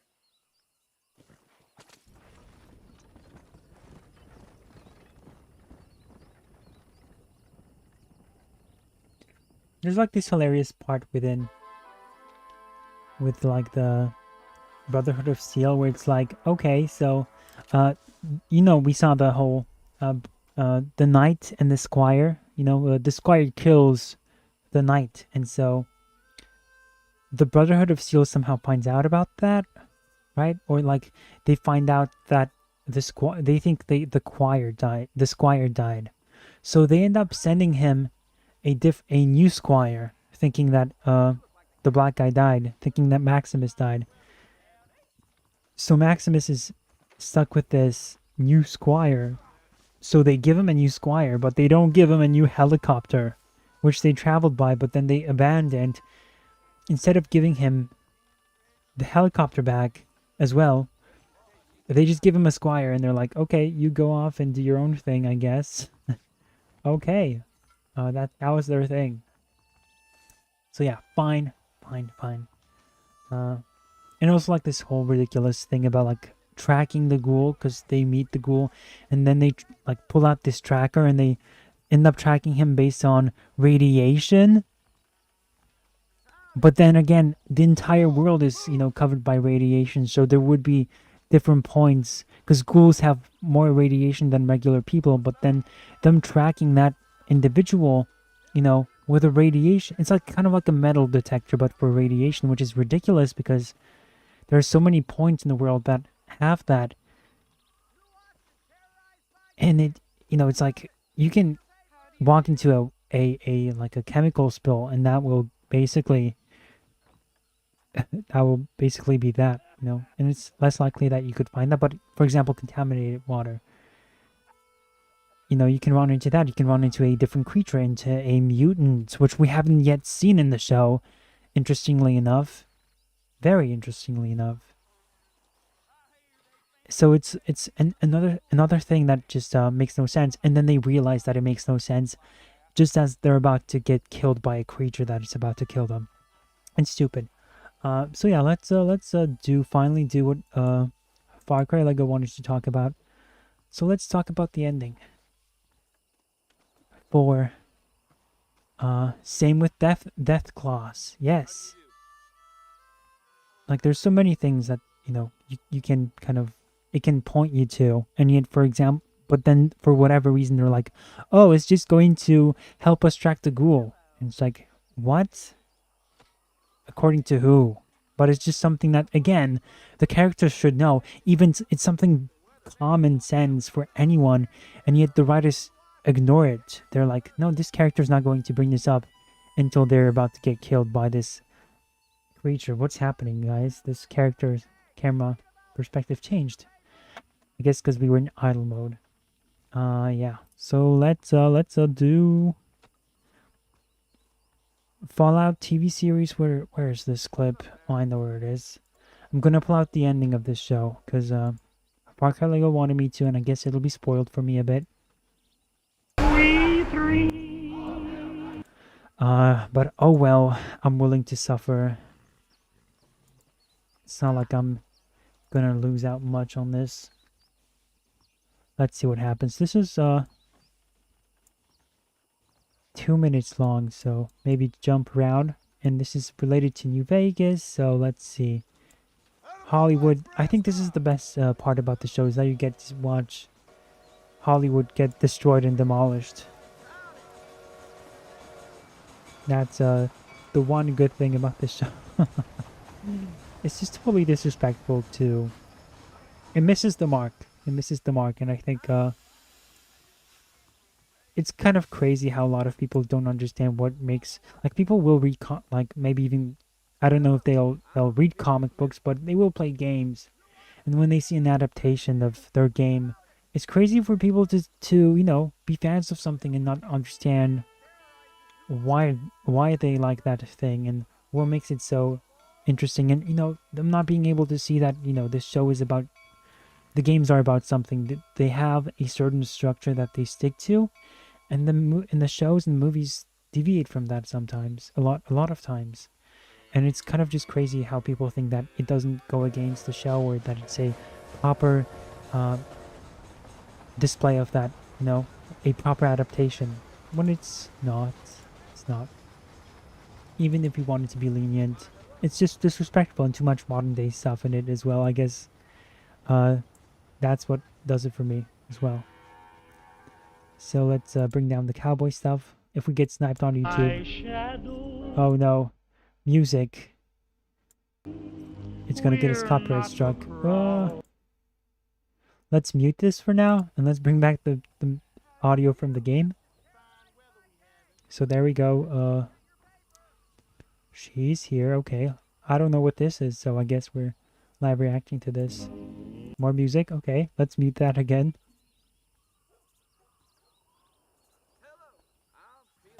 Wait, what?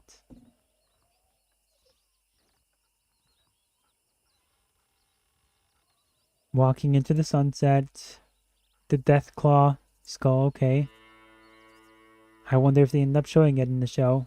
I doubt they will. He ends up getting the power suit? That's the father of the main character. And what? Apparently this is canon to the games. Which makes no sense. Oh no, more music. And that's New Vegas.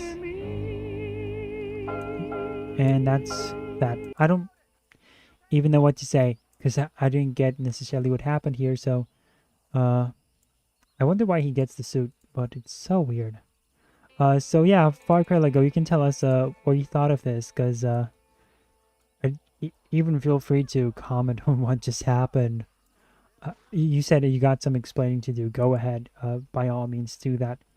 Because I have no idea what just happened. I mean, he just kind of stumbles on it.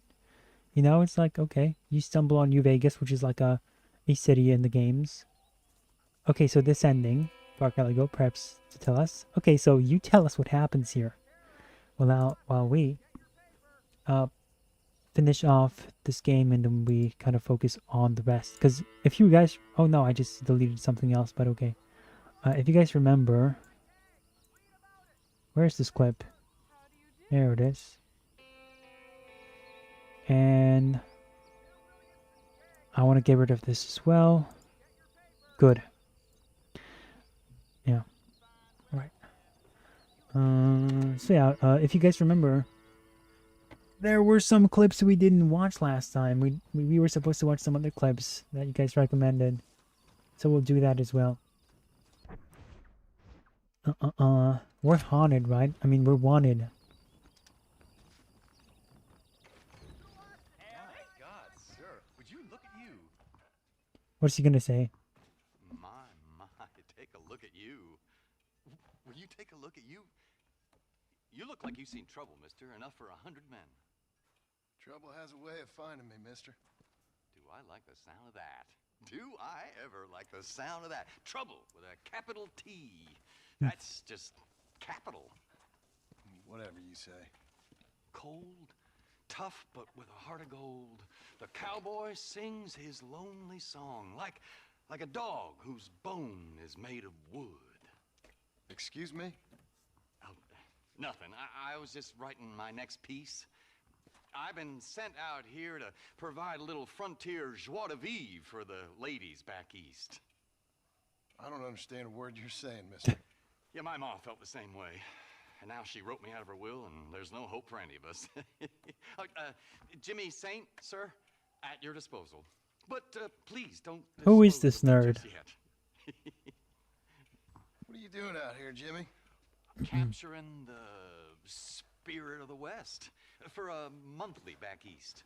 You know, I'm sending them my oh-so-witty and oh-so-pertinent missives and gaining myself a little prize in the bargain. So it's action I'm after, and action I'm gonna find, too. What is this guy yapping about? Men, cheap women, guns, that sort of thing.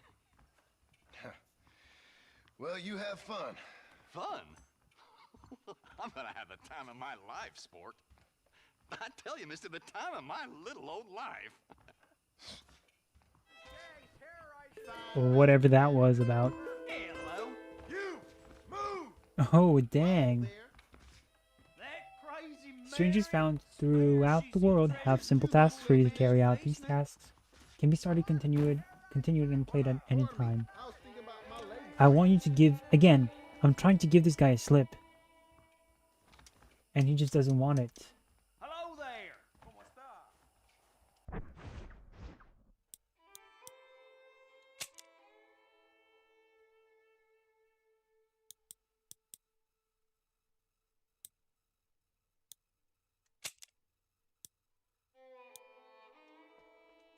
You met a writer visiting Iron Manhattan at the train station in Benedict Point. He is traveling around to observe life on the last frontier. A woman at Armadillo Sheriff's office said her son went missing in the hills by Hanging Rock. Go and search for him. Right, that happened. That's true. By Hanging Rock. By Hanging Rock. Where is Hanging Rock?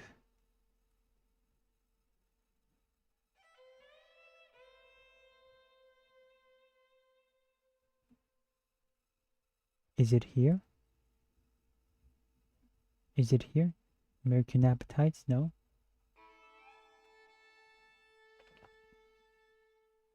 Oh, there we go. Some more info.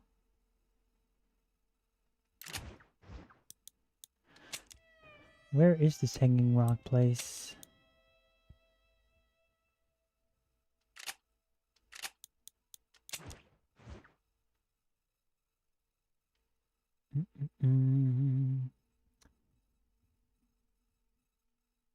Seth, Irish. So Irish is going to push us further along in the story. I don't know where Hanging Rock is, honestly.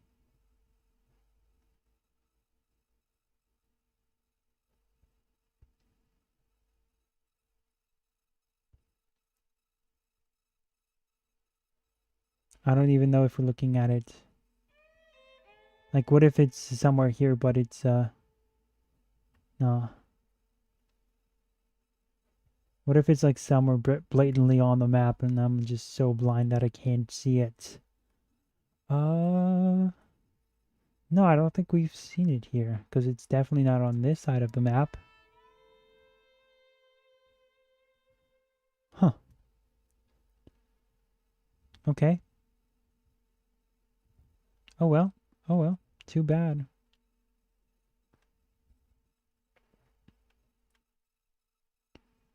Let's go meet Seth again. And then we'll see. Then again. Yeah, sure, whatever.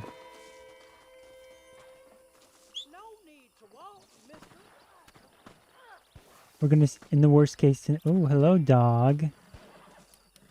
Hello, dog. What happens if we... What happens if we lasso it? What's gonna happen, you guys think?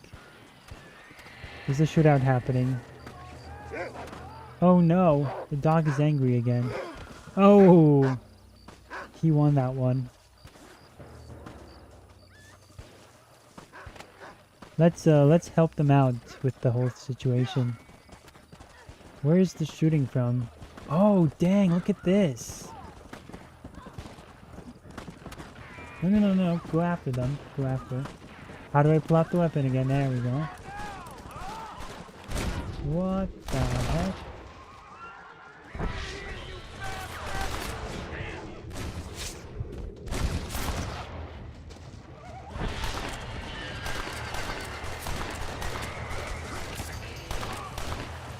Ah!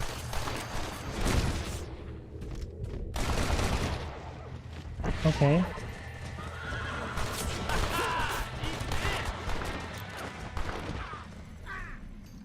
There we go, we helped that lady. I'm coming, lady. What happened? It's okay now. There's plenty of space out here, mister. Did I get any honor points for that? Well, I guess I got nothing. I thought that I would, you know, gain back some of my honor or whatever. Okay, Far Cry Lego, here we go. So the ending. Apartment means that ending Fallout Dust is canon. I have no idea what any of that means. I gotta and to explain Dust, okay, Fallout Dust is canon. So what is Dust? I gotta have to explain what the aftermath of the ending will affect the lore. So Lonesome Road Ulysses says that the Eternals will appear in the main Mojave. Are you sure that's how that's spelled? Mojave? A few years from now, that was in 2281. The show is 2296. Which means that ending to the show proves it is the canon to Fallout, but where are the rest of the people in New Vegas? Which means that everyone must have died thanks to them. I'm not sure if I'm following what you're saying here. I'm trying to kind of... I think I kind of do. It's like you're saying that all of them died, but not...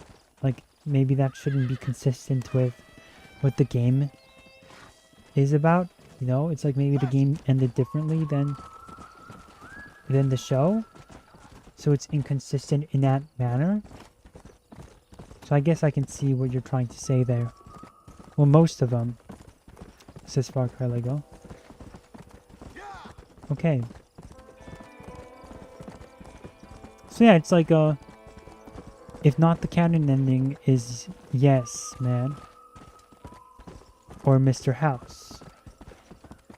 Yeah, I think this is like one of those cases where if like I did not play the like New Vegas, I might not be able to totally understand what you're trying to say. But hey, this horse is racing against us. That's funny. But you know, with the whole Brotherhood of Steel, which is again like kind of my perspective on the whole thing, them being able to fly just like that is also canon breaking. So there's like a lot of things in the show that break the lore. And guess what? Todd Howard was involved in the making of the show, so he had a hand in this. And I also searched this up later, but apparently there is for example, like a non-binary character in the Fallout series. But guess what? That character appears in. He appears in.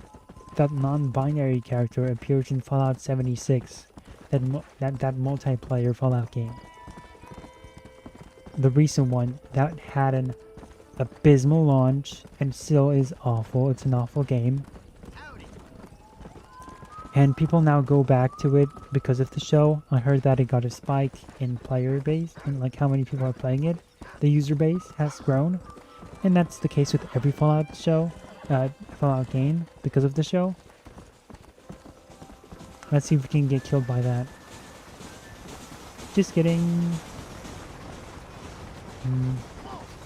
So it's and I've seen like the IGN top 3 list of best Fallout games, and people put Fallout 4 as top 3. And it's crazy to me that people would suddenly pretend like that's a good game. It's not. Far Cry Lego. New Vegas is the best Fallout game. They put New Vegas as the best one too. And then they put Fallout 3 as number 2. And then Fallout 4 is number 3. Crazy. So I reckon he did because of how pissed New Vegas is loved. That's what I heard too. Is that the subreddit for the New Vegas was hating on this show. And then the moderators got involved. And they started wiping the whole subreddit of people who might... Slow down, slow down, slow down. I don't care, I'm gonna shoot him in the face.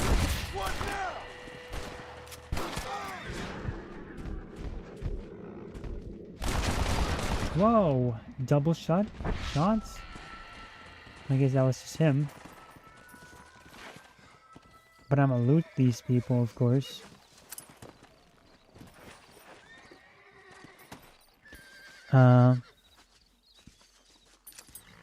So the subreddit, the moderators got rid of people on the subreddit, and then it's just the New Vegas subreddit is all about people shilling for the show.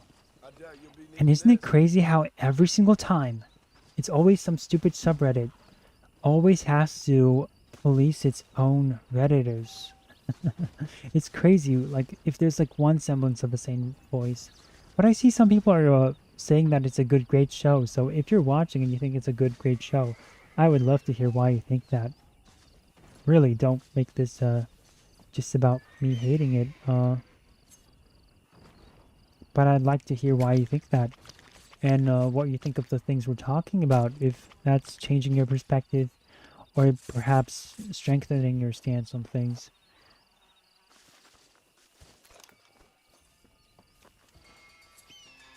Yeah.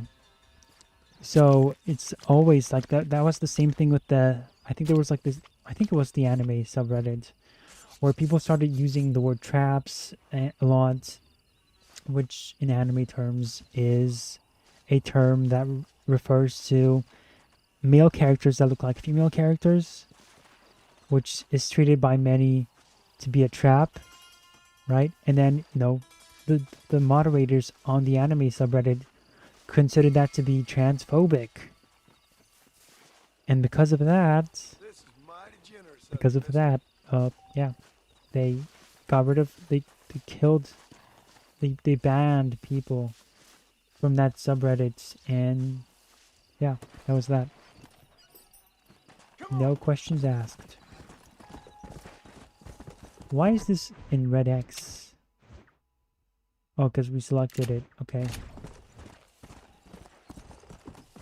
So it's always, I think Reddit is ran by, like every single subreddit is ran by FBI agents and CIA agents, like federal, like feds, basically. Because like the Catholic... Oh, cool, we got a comment who disagrees with us. It kept to the vibe of the Fallout series. Lord be damned. Okay. Alright, that's, I guess, one aspect that they kind of got... Whoa, this guy is mad.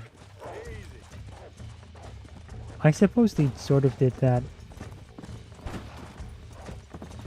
Like the tone is...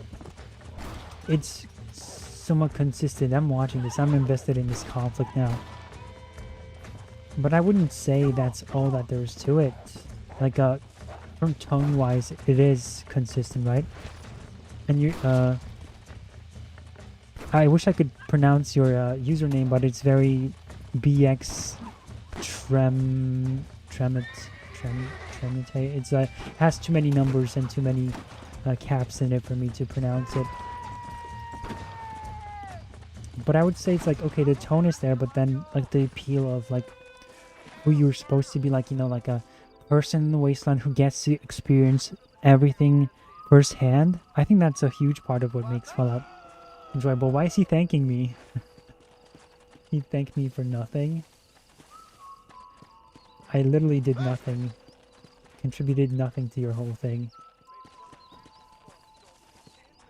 But yeah, going back to your comment, I'm glad you let us know. BX, I guess BX works. Okay, that's cool. And you're comparing this to the Halo show in comparisons. Like, you're saying that, hey, look at Halo. They got the rough end of the stick. And in comparison to Halo, this is much better, and it does a much better job appealing to what Fallout is. But I think there's a lot more to Fallout than just like the tone and how it mixes somewhat of like some of that comedy with the more serious stuff. And I would say it's really got to be about like the main character traveling the world for like, sure, they have their own objective, but also it's like meeting these different factions and getting what's the word, like not contaminated, but getting exposed to all these different factions with time. I think it would have been great. It had a lot of fan service. The season was all about world building. I think you can have the world building as you travel the world. You know, you can have that too, as was the case with the games. And so I wish it would have been that. Like, don't you think, for example, like the locations, and I don't know if you've seen like all the episodes. I haven't seen all of them, but so far it's like the locations are almost barren, and it's like she enters like the main character will, and from a writing perspective, it's also so annoying because they all just coincidentally run into each other every now and then. It's like she runs into this this Brotherhood Knight again, and it's just pissing me off. It's like, what are the chances that you would meet him again? And then everyone knows who her mother is. I guess it's a big name in the world, but there's like so many different coincidences. And I made a joke about it, that when the scientist guy first met her, I was like, it'd be hilarious if he said, "Hey, you look like your mother," and then the episode, like one episode later where he dies, he's like, he knows what her last name is, of course, because she was related to her mother, and I'm like, come on, seriously? It's I guess they chose like the vaults, that is, and then like them focusing on like the vault people, you know? In episode 3, they just kind of remember that there's the vault dwellers, and they try to show us like the mystery behind the vault, and I'm like, give me the wasteland. Like, of course, the vaults have their own lore, and it's fascinating. The whole culture there is fascinating. But the thing about Fallout is like, okay, that's there in the background. Dude, shut up. I'm having a conversation here. But the main attraction is the wasteland.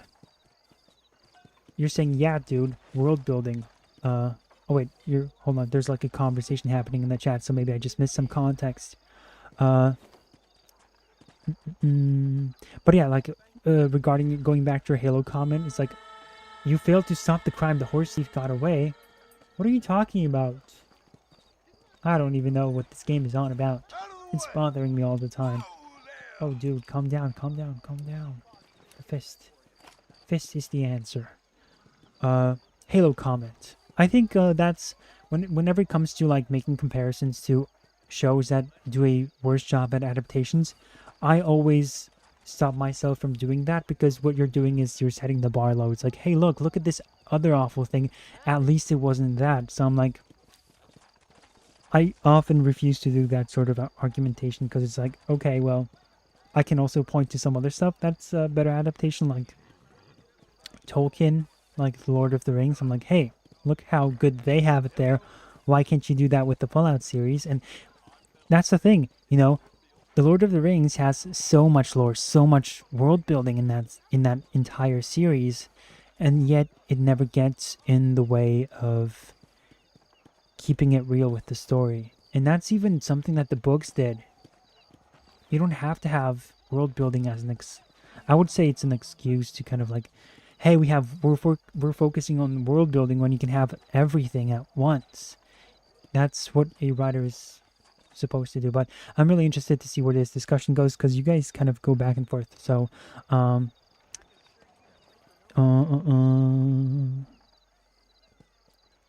the Farka Lego says having the vibes is fine, but the lore needs to be fine.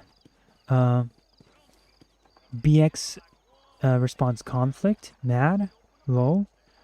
I don't know what that is responding to, but Farka Lego says, yeah, but the thing is the Fallout series is canon. Yeah, it's like they also connected it to the games, which is a weird direction to go with. But even if it wasn't, I'd say there's nothing holding you back from... There's no excuse for you to make all these changes, especially to the Brotherhood of Steel. Had they said this is not canon like the Halo, then it would be fine. But the fact that they say this is canon makes it a lot worse. And then BX says, yes, it had a lot of fan service. Yes, it had a lot of fan service. This season was all about world building, but unfortunately you gotta keep in mind that the film and games are different. Yes. Poké Lego, yeah, but the world building could be fine as long as it doesn't come into conflict with the lore. And BX says, I have an issue with the locations, like Shady Sands being in LA. Okay. Farka Lego, I'm more pissed they said it got nuked and the horse ran into us. When in New Vegas, people are talking about it like it was not nuked. Then BX says, yeah, dude, world building. So yeah, I would say like the world building, it's like you can have everything all at once. I'm talking to you, I'm kind of ignoring Farka Lego. Oh, I see. Okay. But remember, film and games are entirely different beasts. Those are books, though. Well, what does that have to do with, like, why can I say, like, if I had a good example of a video game adaptation, would you say that's a valid argument? Or would you say that it's, like, I don't understand what the issue is. Just because I reference an adaptation that's an adaptation of the books doesn't still change the rule of what I'm saying, right? It's, I'm just saying a good adaptation is a good adaptation if the argument you're making is about world building. And I think books actually are a lot better with this, because at least with the Lord of the Rings, because they have so much world building, but even the books themselves, they don't go into that. They are, they put the focus on the story despite all that, even though there's a lot of detail into it, of course. More detail in books, exactly. Better,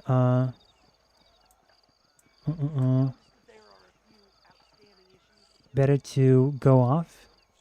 Games, not so much. Well, games have a lot of potential for world building, especially if you read the docs and all the notes you come across in the games. And so there's a lot there. But I can see what you mean. It's like, yeah, the books have a lot more lore. But then at the same time, it's like, okay, the books have more lore to go off of, more information. And so that should be more of a reason why it should be more struggling with that. The movies should be struggling with that because there's more to account for. The games have less to account for.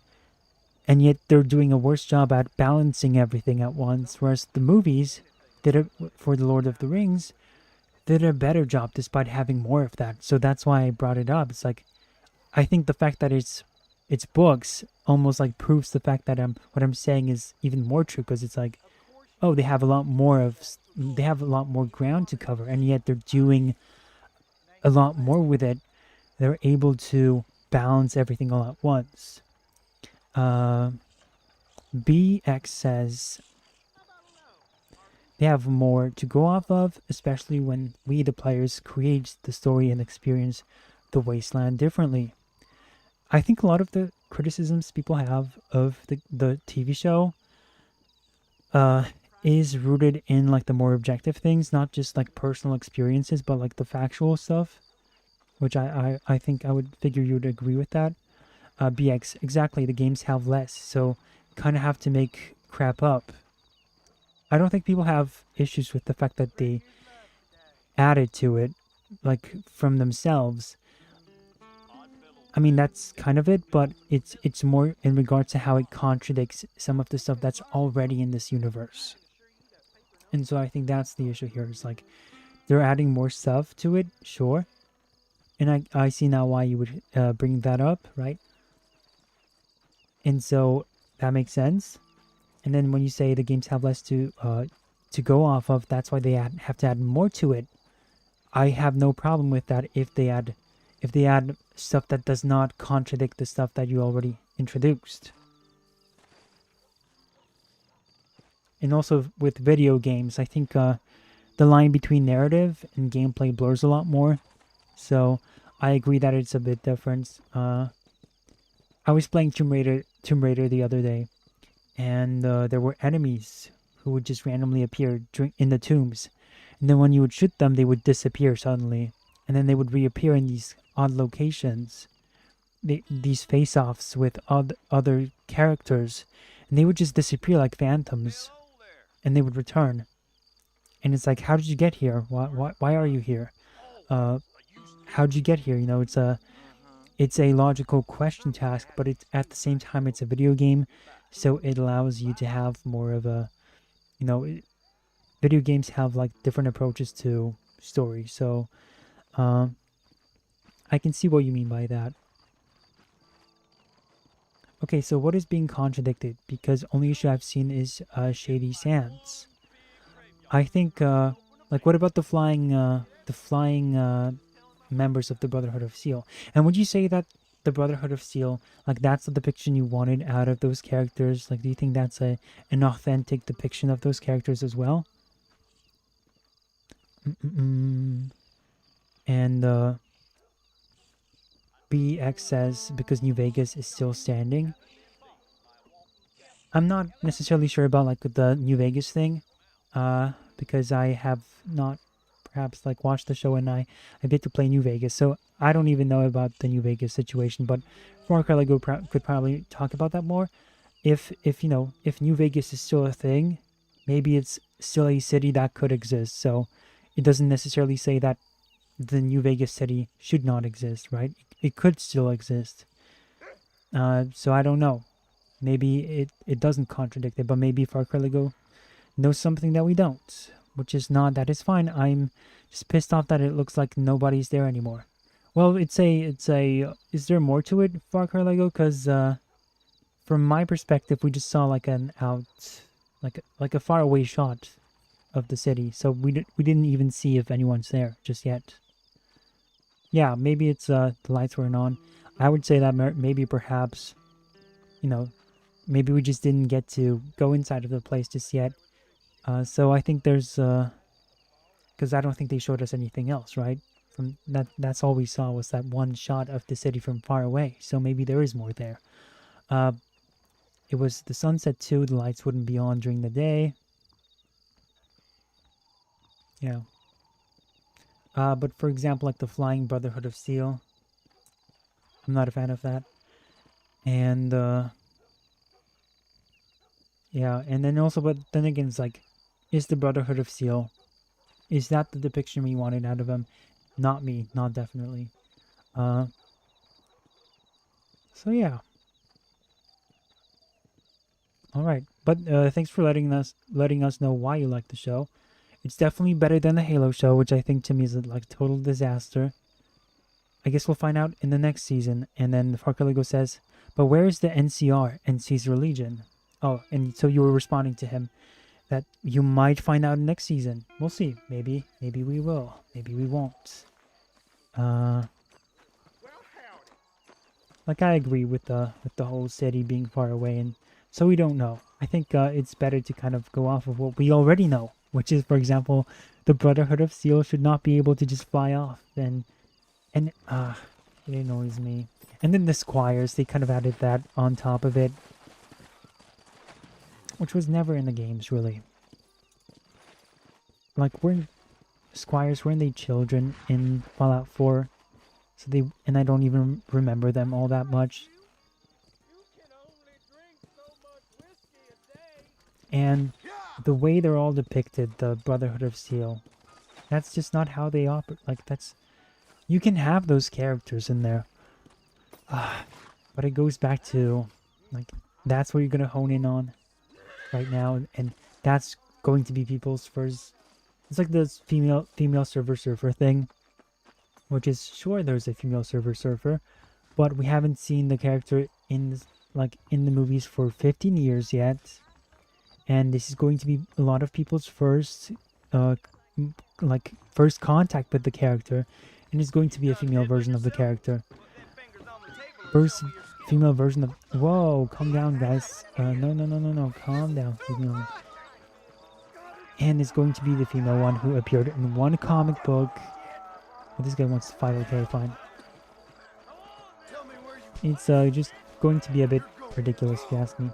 My punches don't work anymore. Okay, it works.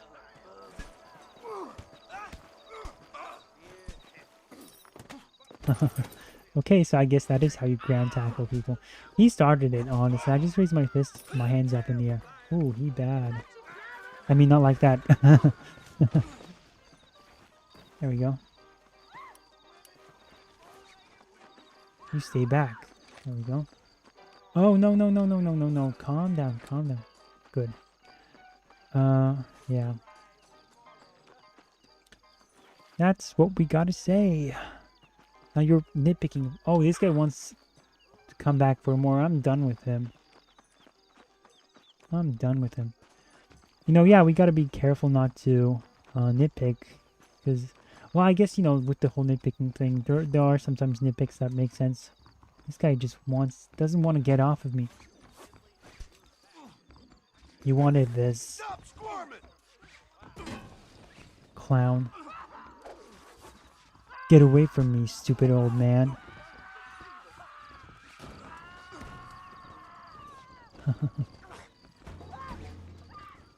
Alright. If, like, you can criticize a show and even have fairly, like, valuable nitpicks to talk about, but, you know, here, have this money. No need for any lawmen now. Yeah, I paid him off and he already screwed off. Okay. Right. I don't like the Brotherhood helmet open. I guess that's a new thing, I guess. But I think at that point it's like, yeah, with the Brotherhood of Steel, I think there's a lot, it's a lot worse than just the faceplate, you know? And you can have issues with that too. I think it's valid to have an issue with that small of a change if it's a issue for you. But, like, you know, you can also say that, you know, you're free to say that. And, but at the same time, it's like, we all know that there's a larger issue at hand here than just the faceplate. So, like, obviously that's worth focusing on more. Alright, so the other stuff. Let's see. Yeah, it's a funny issue to have in the grand scheme of things. They done Brotherhood dirty. Yeah, I would agree. It's like we deserve to have... I just think the entire approach to the story is bad. And you can see some of, like, the influences from the modern times affecting this show. Unfortunately, with the non-binary member of the Brotherhood of Steel as well.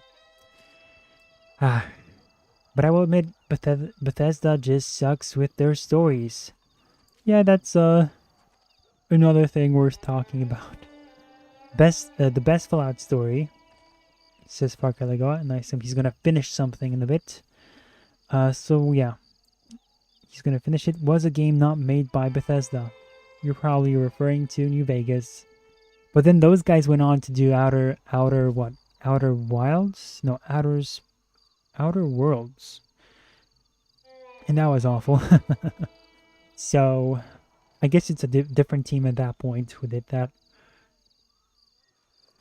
What else do I want to show you guys? From the Fallout series. I guess that's it. You guys saw this. And so a lot of people. So, You like the show, you didn't like the show. The Outer Worlds. That's it. Thank you. So, you know, despite if you like the show if you don't like the show, you have a lot of instances within it that kind of, you know, like I said, have those instances of modern day storytelling. And you would think that the usual people who criticize this sort of stuff on YouTube would have something negative to say about it. And this time around, a lot of them, surprisingly, I still think that a lot of them criticize it like nerdrotic, you know, the people who call it woke, and that's their approach, which I don't like personally, calling it woke, because I prefer to call it by name. Woke is just like this very lukewarm phrase to kind of, you know, it's a watered down phrase that people just use. But in the end, it's not going to be really tackling the actual issue that the show is talking about. It's just a blanket statement that could mean anything really sometimes. And it's been overused sometimes to a point where people will now call, you know, individuals, they will call them woke, which is stupid. Because again, it's like, oh, you're woke. Okay, so what? They're inauthentic, I guess, is what they're trying to say. But then again, it could mean something else. So you have, but then you have people like the Yellow Flash, who say it's a good show, and it's free of like the message or whatever. And then the Critical Drinker, who coined that whole, I guess, vernacular of, or like a pejorative of, hey, it's the message. You know, it's like they're defending this show, and it's inconsistent from their perspective. And I've always had issues with their inconsistencies for that reason. It's like, so I'm really curious to know what's their whole angle here. And I wanted to watch the Critical Drinkers review of the show, I guess. That's a clip from the show. But this, oh, nope. We don't want that. No, you definitely. There we go. We found it. No, you definitely don't. The Critical Drinkers. Let's react to his video. And let's see what arguments he makes. If they're good arguments. He's going to start out with talking about video game adaptations. Which, yeah, they're pretty bad up to this point. And I think they still are. The only ones that I liked was the Tomb Raider series with Angelina Jolie. I think that's the only one that I liked. But then again, it's been a while since I've seen those, so my opinions about that might change. Yellow Flash thinks everything is woke. Dude is the equivalent of Anita Sarkeesian on the other end of the spectrum. Huh. You know, it's like he definitely overuses that word, and I'm like, dude. But at the same time, if you want to look at like the polar opposite of Anita Sarkeesian, I think that might be like me, for example. But at the same time, I'm an actual fan of these games, you know, or like not every single game, right? I have my personal favorites, but I play games and I have my favorites, and so I have that at least, right? But you know, but when it comes to like the like the ideological perspective, that's what I'm kind of referring to. Yellow Flash is kind of like a typical liberal, you know. It's he's criticized a lot of conservatives, for example, for being too conservative. And then again, it's like, okay, because they use politics to kind of like judge certain media. I think that's fine, because politics is basically in every TV show. It's like even the whole thing about good or evil. That's, you know, if you both like kind of think about it, where do our conceptions of good and evil come from? They usually come from religion or politics. They come from those two. So, you know, everything in a way is about that. And so by saying you cannot get more specific about it, I think is kind of stupid.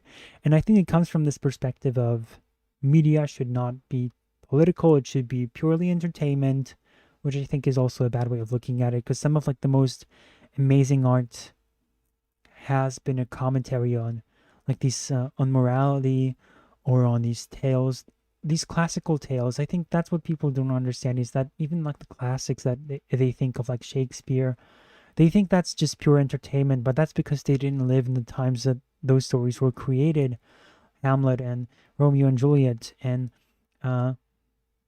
they were based on real world things that are not just entertainment for entertainment's sake or art for art's sake, which I think that's like their whole approach, which I think it's a misguided one, because I think with having some commentary about the real world, it can give a lot of it can make it more meaningful, the stories. And I guess that's where media was for like 80s and 90s. It was more focused on the bliss, the entertainment, the having fun of it all, like Indiana Jones is. But then again, Indiana Jones is like, oh, these cannibals are savages, aren't they?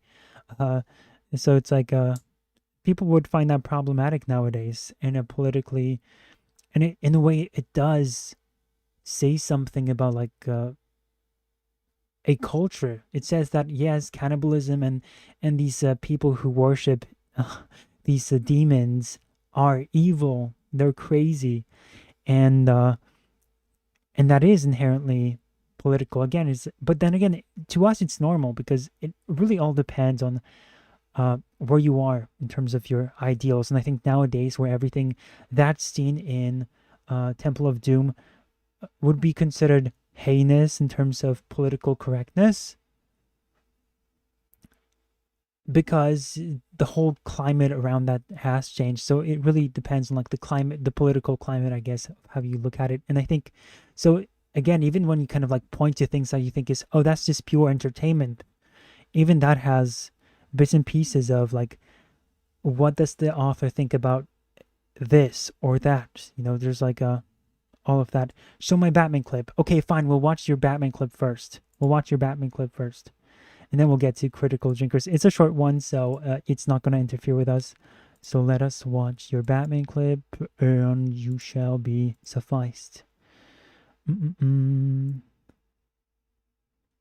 Sufficed. Satisfied. So the video is called, it's from YouTube. It's called The Most Disturbing and Most Questionable Dialogue in History. That's what the video is called on YouTube. The Most Disturbing and Most Questionable Dialogue in History. So let us see what this clip is about. What's so disturbing about it? Just let me turn on the audio for me. And it's a very short one. It's like not even a minute long. It's a minute long, okay, but let's see what it's about. Girlfriend down and tell us to guard the tunnel. We guard the tunnel. Joker tells us to kill the bat. We kill the bat. Joker told me to kill my Hold on. sister once. What? Joker sends his girlfriend down and tells us to guard the tunnel. We guard the tunnel. Joker tells us to kill the bat. We kill the bat. Joker told me to kill my sister once. Did you do it? Hell yeah! Never liked her anyway. You're cold, man. Funny thing, he said the same to me. I told him I didn't even have a sister. He just kept telling me to do it. So What? I got in my car and ran over the first bitch I saw. Joker seemed happy. Ha ha. He's a barrel of laughs. Kind of a mystery, you know? I mean, don't get me wrong, but he acts all crazy one minute, and then the next he's all plans and jobs. Well, who knows what goes on in that head? Not our problem. But if he sends Harley back down here, we'll really be in trouble. Anyone got anything to drink? Nope. Got a handful of meds from a dead nurse back in medical. Took 'em. Not even a buzz. Where was she taking the warden anyway? Would you all just shut the hell up? This is supposed to be an ambush. Yeah. Just wanted something to take the edge off, you know? Just keep it down. I don't want to take any chances. I mean, I guess it is disturbing. Would I say it's the most disturbing and questionable dialogue in history? Let's read the comments. Just kind of sounds like a few GTA Online players talking about what they have done in the past 10 minutes. The thugs from the other games kind of sounded like poor guys from Gotham trying to get by and getting into the wrong line of work to do it. The thugs in Arkham Asylum sounded like genuinely messed up people. Other comment says, no interaction with the Joker can be considered normal. Nice. I can take you to a center. I can rehabilitate you. No, no, no, it's too late for that. There's also a line where the Joker says he'll break their wife's legs for complaining. The Joker's gonna be jokering. He's gonna joker all over this place. Alright, let us. We did it, Hosuke. We watched it.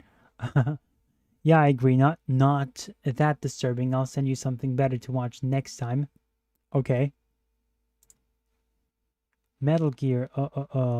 Wait. So on the Outer Worlds, BX says, it was okay. It was an okay game. It's AA, not AAA. Has its issues, but it had a slight New Vegas feel with RPG mechanics. He is the and then on Yellow Flash, I think, or maybe even Critical Drinker, he is the worst person to listen to. I guess that was the Yellow Flash. Beside one of my favorite series. Okay, wait, hold on. Now, Far Cry Lego says, the show is death by 1,000 cuts. Are you referring to something else? Beside one of my favorite series, Metal Gear is heavily political. Agreed. So let's watch Critical's Drinker video on this thing, and maybe we'll call it for the day. I wanted to watch some other stuff, but I guess we'll have to move it to Tuesday, because we're already past the 3-hour mark. Need me to tell you that video game adaptations have got a rocky history. For every Last of Us, there's a Resident Evil. Are you kidding me? Oh my goodness, he enjoyed The Last of Us too, which is the TV show where an entire episode is dedicated and focused on a gay couple that wasn't even all that prominent in the games. Not even prominent in the games. And all the commentary about how they're living as communists, they were promoting communism in the show, and he's going to praise that show now? Are you kidding me? See, this is the stuff with the Critical Drinker. It's like, what are you doing? How are you consistent on any of this stuff? Please explain to me. How can you call something woke? Like, that's you saying that's woke. And that's why I don't use that phrase. It's usually like, it's very lukewarm. Every time somebody says that, it's like, you know, you're just scared to say the real thing. Just call it progressive. Call it... They never use progressive, do they? It's like, maybe they say that occasionally. But woke is their go-to because it's the most casual, normie take and approach you can take to criticizing media. But I'm sorry, it's just crazy that he thought that The Last of Us show was great, and then the whole Riley episode with Ellie, they added that into the main series as well, because that was a DLC that was later added into the main game. Oh boy, like, this is the stuff that I don't get. He also praised The Fall Guy or No Way Home. The Fall Guy with Ryan Reynolds had a lot of emasculating stuff. Like, the main character, the female character is basically like the savior of that story. And the guys are kind of stupid losers. And then No Way Home. I think a lot of people are just too concerned with reading the room and trying to know what the general consensus is on stuff. So they will look at like the Rotten Tomatoes score and they will try to say, okay, well, people are enjoying this, therefore I will enjoy this, or perhaps I will call out the problems with the show, but my general consensus is going to be the safest opinion possible so that I don't get hate. Because Resident Evil, the fans of that series hate the game and it probably has a low RT score. The Last of Us Part 2, the video game, has a lot of negative scores. Therefore, he's going to be willing to make that controversial opinion. You know, it's not very controversial, but it's crazy how he basically flip-flops on this stuff, if it's popular or not.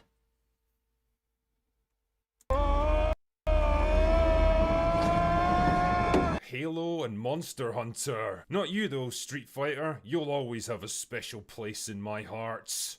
Of course! That was beautiful.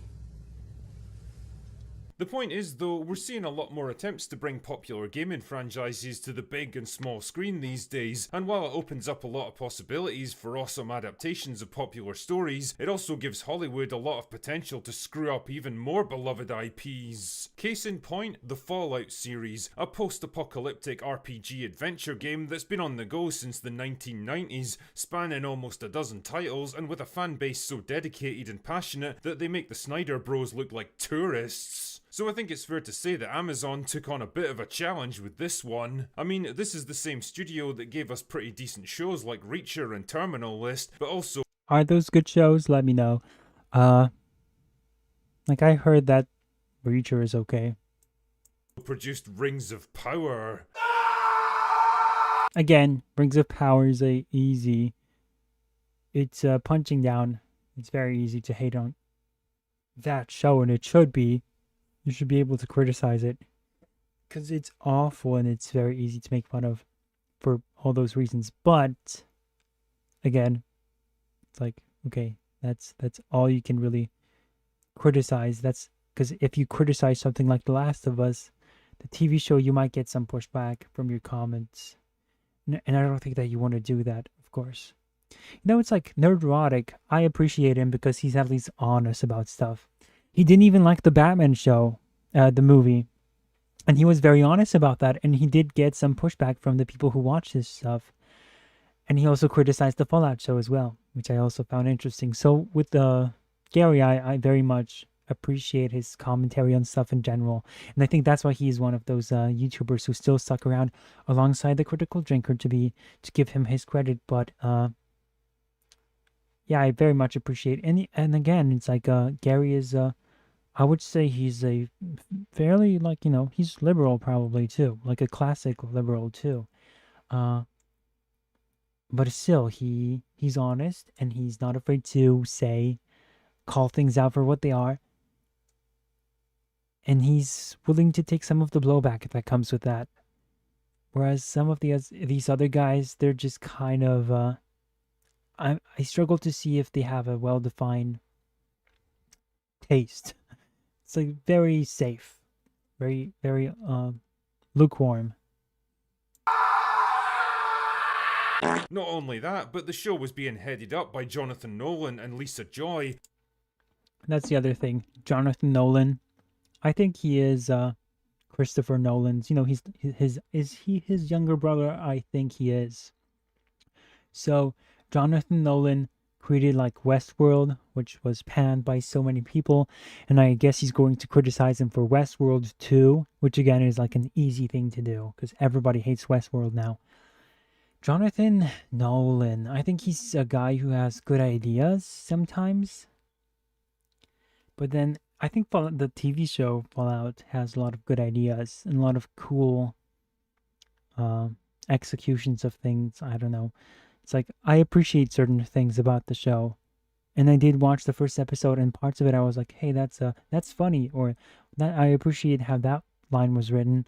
But then it's like, oh brother, I think Jonathan Nolan should not be given any reins to anything. The keys to the town should not be given to him at all. Because once he is the one that head spears all this stuff, he is totally clueless. And I don't think he has a good idea of like, I mean, I guess some people would say he's proven himself with the Fallout series. But even those people would say there's something missing in that show. And I guess BX said, you said that, you know, it's like, hey, you know, it was a world building season. So you would agree that, you know, you would say that the show is missing something. It didn't bother you, but you would say that it did not have something. And, yeah. So with Jonathan Nolan, I don't think he's very good at what he's doing when he's the one spearheading stuff. He's just a kid with good ideas. That's what I think of him. And then he doesn't know how to connect it all or bring it all together in a way that's going to work. Because I think a lot of his ideas, he's also got a lot of stupid ideas. Best known for creating... And he is obsessed with like these identity politics, which is crazy, you know. Westworld, which was absolutely fantastic for precisely one season before it absolutely fell off a cliff. Could we dare to hope for a show that would do justice to the rich and detailed world of Fallout? Would they manage to capture the dark satirical comedy undertones of the games? And would they be able to keep it free from the message? We know the answer to this. No, they were not able to do that. The message is very much alive in this series. It really felt like the gods of entertainment flipped But a let's see coin what he with says this about one, this. and the fan base held its collective breath. And well, I'm happy to say that the gamble paid off in this case. Oh, More really? or Why? less. Fallout is a surprisingly good adaptation that kept me intrigued and entertained for all 8 episodes, delivers a trio of main characters played by capable actors that I quickly found myself rooting for, and overall, it feels like a decent stab at replicating the look, tone and feel of a pretty complex game. This whole thing here, going back to the vault, was so stupid. I did not care whatsoever about what happened next in the vault. It's like, okay, we left this location for a reason. Sure, there could be some other stuff that's interesting, but keep it focused on the wasteland. And that's the main attraction for the Fallout series. And they kept going back to this whole thing, and I wonder where it goes because I still have 3 episodes left to go. So they'll probably reveal it, but again, this stuff should not be the priority of this show. And if this season was about world building, then why did they feel the need to focus on the denizens of the vault? I don't know. And was this introduced in the show, or was this also in the games? The fact that Vault 33, or like the idea that the vaults are somehow connected. I don't think that they were connected in the games. They were separately located around different regions. Why would this one be connected? I guess maybe it's just those 3, like Vault 31, 32, 30, 33. I guess only those would be connected. Maybe that's like an exception within this world. Far Cry Lego says, they won't. What do you mean they won't? Do you mean like they added that, which is to say that they made that change? I guess it was a experiment by Vault Tech. An experiment by Vault Tech. Okay. Could be. Universe. It's not perfect by any means. It doesn't always find the right balance between satirical humor and compelling drama, and the sparse world building is probably going to make it a tough slog for anyone who hasn't played the games, but for the most part, well, Hoske says, bro, I'm about to eat the juiciest burgers. Hope you had some good food today. Hey, I had some burgers today as well. So we're matching when it comes to food. That's funny. We had the same food for today. I had it for dinner, honestly. They were very good. And Hosky says, world building off one season? Is that not rushing? Yeah, I guess it's like, you can do world building in other places too. You can do world building in season 2. You can continue doing world building in season 3. I guess maybe what BX was saying was like, hey, you have to lay the groundwork to introduce people to this world. But honestly, like the first hour of the Fallout 4 video game already did a better job at world building than this show, because even with Fallout 4, they didn't feel the need to sacrifice one thing for another. And I'm just talking about the first hour of Fallout 4, where they tell you what the vaults are, they tell you where the characters are, they give you an objective and like the motivation for the main character as well. And they send you on your way.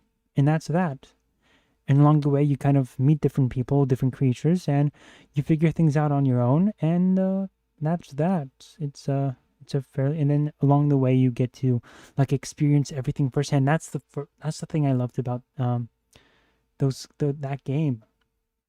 Even though its story was pretty bad, and its factions were like 2 out of 3 factions. I guess there's 4 of them, but the main ones that are considered to be possibly good, the 2 out of 3, are bad. Those Like the Minutemen were awful, extremely boring, building settlements or helping people with settlements. Preston Garvey was a mistake. With the railroad, I think they were, whatever they were, I found them to be extremely one-dimensional to the point where I dropped them immediately. No, I think I kind of wanted to be with them, but then there was nothing about them that really sparked an interest with the Brotherhood of Steel. However, you had the military aspect, they had their own values, belief system, and what they fought for was just so much more interesting. Even if you disagreed with it, it would create a lot more interesting storylines, and it did for me, for sure. So again, that's like even though like the story of Fallout 4, even then when you join them, you know, there's some questionable stuff in the story itself. It's like this could be better, but hey, like the endings for all those choices are pretty much the same. You know, it's I could go on about how flawed Fallout 4 is, and just the fact that the game, and like, the whole building settlement stuff is also so annoying in the Fallout 4. But anyway, we're not here to talk about Fallout 4. Let's go back to the series. And yeah, another settlement needs your help. I'll mark it on your map. The cursed phrase uttered by Preston Garvey. Yes, who could ever forget that?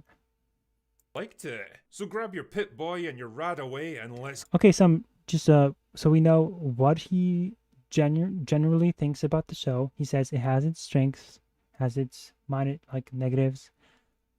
Cool. Now I assume he's going to get into it, like specifically tell us what he liked about it and what he didn't like about it. He's going to expand on what he thinks about it in general. So let's hear him. He laid out his base argument, or like his stance. Let's now hear his arguments. Get started. The series takes place roughly 200 years after a nuclear war wiped out most of the human race. The bulk of the survivors live in giant underground fallout shelters known as vaults, constructed before the war as a means of preserving the American way of life and eventually rebuilding civilization. This is where we meet our main character Lucy from Vault 33, part of a trio of vaults that are linked together, allowing them to trade and communicate with each other from time to time. Unfortunately, things go wrong on her wedding night when raiders from the surface infiltrate her vault and kidnap her father. Determined to get him back, she ventures up to the surface to track down his kidnappers and rescue him. Unfortunately, the wasteland above is a very different world from the one she grew up in, and pretty soon she has to contend with mutated monsters, cannibals, radiation exposure, killer robots, mercenaries, and bounty hunters. And this is where she runs into the Ghoul, a former Hollywood actor who got turned into an immortal mutated zombie when the bombs first fell, and now makes a living as a bounty hunter.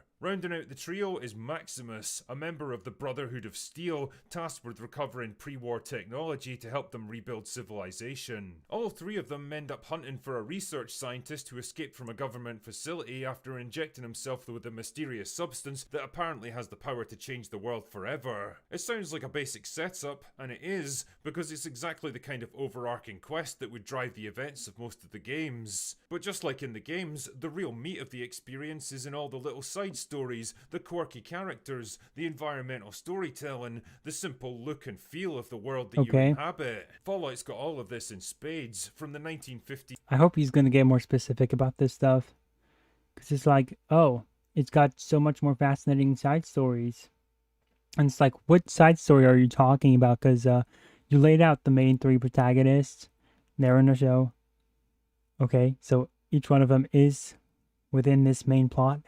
But then when you look at the side stories, so far there's only one, which is those vault dwellers. And every time I went back to them, it distracted from the main series because there are three protagonists. You got three different perspectives you have to keep to.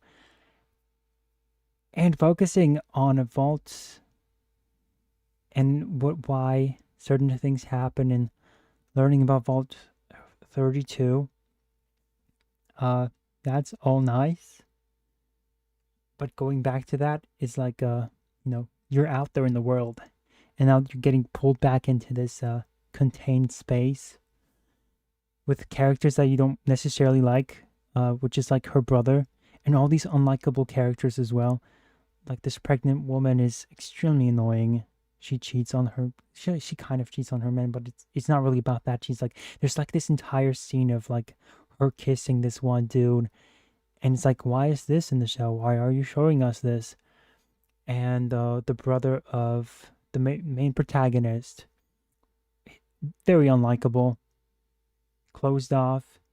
I guess there's potential for his story to go somewhere as like the son of a leader that once was, and he's trying to figure out the mystery behind what happened with these Vault 32, where the raiders came from. But they spent an entire episode on that, and we still don't know what happened. So it's like, why are you showing me this? I want to focus on the main story, the world, the characters, the creatures that will show up, the action, the fun. And no, they would rather just go into these things that just kind of happen on the side. So that's the one side story I can think of. What else is there that you want to kind of mention? Because if that's your argument, then I don't think you have a good case to make. Retro futuristic technology to the golly gee whiz good old habit. Fallout's got all of this in spades, from the 1950s retro-futuristic technology to the golly gee whiz good old-fashioned Americana of the Vault Dwellers to the dark humour and satire of atomic age optimism. The Ghoul acts as a kind of narrative bridge between past and present, his former life as a Hollywood actor shown in a series of flashbacks that fill in the events leading up to the nuclear war and hinting at the true nature of what Vault tech actually is. I think the whole thing with showing his career was kind of annoying too, because instead of telling you more about the world, I guess they sort of do that, but it's then they try to mix it in with like, oh, where did his one catchphrase come from? And it's like, that's what you're showing me, where his famous catchphrase comes from. And they spend more time on that sort of stuff, all that superficial stuff, and like getting to know his wife. Again, it's like, oh, this is so TV show. This is so live action TV show where you focus on all this stuff that doesn't matter just because you have to reuse assets and you have to reuse locations to save on budget and stuff. Instead of keeping the plot going and being very deliberate with your pace and what you show us, you kind of just end up focusing on all this stuff that doesn't really matter, or you end up taking something that should take you like 5 minutes or even 2 minutes, and you decide to stretch it out into 10 minutes, 20 minutes sometimes. This stuff also ties in with a subplot in the present about the Vault Dwellers that have been left behind in Vault 33, gradually coming to suspect that all is not what it seems in their worlds. It's good stuff, and it's brought home by an excellent performance by the always entertaining. So that's probably something that's going to be revealed to me as I watch the show, but so later I assume it's going to serve a purpose to connect these plots together, but at the same time, why is it taking them so long? And Walton Goggins, who basically has to play two very different versions of the same character. Maximus, on the other hand, is an idealistic young member of the Brotherhood. Idealistic? I would call him sadistic, cynical, psychotic. Perhaps there's an idealism to it, but I think that's more of a, like, sure, that's idealism, because he sees the Brotherhood as these heroes that he aspired to be, but I would not say that that is his main character quality. He is deeply disturbed. I think the idealism is like kind of like a thing that just kind of explains to you why he's even here, and perhaps leads into his psychotic episodes, but only partially. Because those come from, well, I don't even know where, honestly. I don't know why he's just so insecure. Perhaps maybe because he got bullied, but that's it. What makes you so different? Like, everyone else also got bullied as well. What makes you think you can be psychotic and hurt people and be manipulative? who tries to do the right thing at first, but gradually What? Tries to do the right thing at first by trying to hurt one of his friends that he trusted and lies about it too? Okay, now he's just... I'm sorry, but the critical drinker is like totally wrong on this. He's an insane, wimpy man who tries to get his way, and he himself abuses the power later on as well. And I think it's always implied that he would always do that. You know, because he's just so incompetent as a human being, but yet so insane.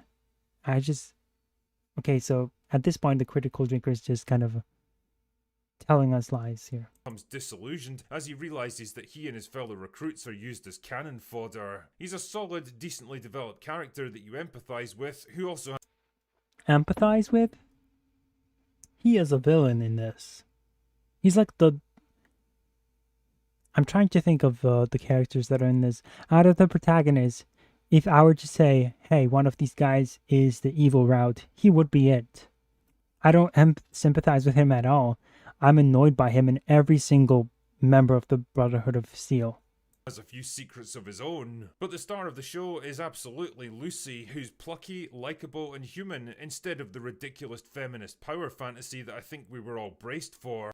Again, that's like a low bar to have. And the plucky and... like, what did he say? Plucky what? Is absolutely Lucy, who's plucky, likeable, and human, instead of the... Like, what does that mean? She's human. You mean to say she's relatable, or that she's not insane? It's like, again, it's like, what are these standards? It's the bare minimum, I guess. But the plucky thing, it's like, oh, she's just the character from, what's that one game? About that one video game character who is on... what is that one game? I forget the name of the... With that one female character who... isekai, you know, she goes into this world, this fantasy world, and she's being an annoying millennial who constantly makes... Forspoken, that's what it was, right? Forspoken, right. That's basically, you know, the whole approach to comedy nowadays. Plucky, likable female character. Or like Borderlands, where it's just being about being crude, gross, perverted. That's what the standard is, and that's what she is essentially here. It's just maybe not annoying as those characters are. I do think that she's a good actress here, but I think if your main argument is that she is a human, I think that's please tell us more. Because humans, I would say all these other characters constitute as human. Do you mean she's more on the good side of things? More, again, like these arguments are weak sauce, man. Weak sauce arguments, man. And you're being too general, too vague. And when you are not, like with the case with Maximus, you're just dead wrong. Maximus is not an empathetic character at all. Ridiculous feminist power fantasy that I think we were all braced for. Low She starts bar. out as gullible, naive, and completely unprepared for what's out there. Again, that's not true. She knows who the raiders are. She's prepared to take them on. And this is, I think, the problem that the series makes. I think it tries to play into this whole thing. Oh, she's a fish out of water, but then she knows all this stuff, and she's not stupid. And yet later they pretend like she kind of is. She takes on one of the raiders herself. She is the one to kind of find out that he is a fake. He's a poser. And then the first thing you see is her interacting with this one guy. And she's just asking and being extremely awkward, asking for directions. It's totally in contrast as to who she is, as to what we know her to be. And suddenly she kind of like flips characters, and then they kind of go back and forth between that. It's stupid. It's inconsistent. An easy victim for the ruthless savages on the surface. She actually gets her ass kicked multiple times, especially in the first few... Is that what she's using? She gets beat up sometimes, therefore, and she's not a feminist empowerment character. Therefore, she's good. Therefore, she is a well-written character that is totally intact and not inconsistent. Episodes, she makes lots of mistakes that often cost her dearly, but importantly, Wow, she learns character from makes mistakes. She makes mistakes, guys. She learns from them too. them and gradually becomes more savvy and capable. You're describing like a basic character trait. It's a basic character trait, and it's a fine one to have, but, you know, we need a bit more here. While still trying to hold on to her core belief in compassion and humanity. You see, boys and girls, back in my day, this is what we called character development. It used to be a real thing until... It's like I said, it's a shaky definition of, or at least an example of character development. It's at least very shaky because she is, I would say, like, the writers don't know who she is almost. At one time, they have her figure everything out for herself. Another time, she is totally incompetent and out of touch with people. About 10 years ago, when Hollywood writers decided to just skip right to the end with none of the interesting stuff in between. And I would say, though, Lucy's a charming character that I find myself rooting for. yeah, I do think she's charming, and I think that's what kind of eased me into the show, where I was like, she's not a male character. She should be a male character because this is a Fallout TV series. But I did like her character. I did like her approach to her interactions with others.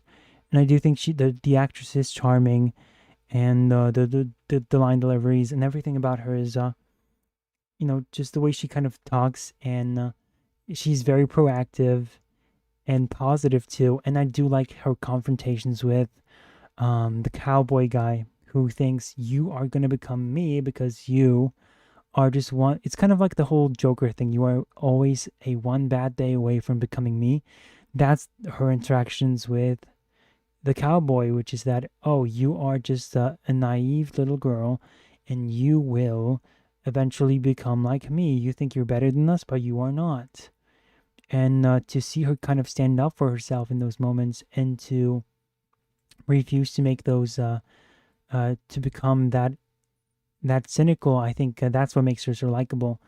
That she's willing to stay put in those moments, even though she makes a lot of stupid mistakes, like when she tells those guys, and to the point where it's kind of ridiculous from a writer's perspective, but when she tells those guys to open the cages to the ghouls, even the dangerous ones, and she leads to the death of all those other guys, it's stupid, you know, and the show just kind of pretends like that's normal. She doesn't even ask why they didn't let them out, and those guys who feared for their lives just let them go. There's a scene like that in the show where she kind of like holds up a gun to let you know, to free the ghouls, and like those guys fear for their lives because she has them, she holds them at gunpoint, and so they let them go. But then those ghouls end up eating those guys anyway. So it's like, you feared for your life, so why wouldn't you at least explain to her why in this very instant moment of, I need to tell you what this means, you know? It's like, she would probably give you a second on that, you know? Especially her. So, again, these moments definitely find their way into the show, and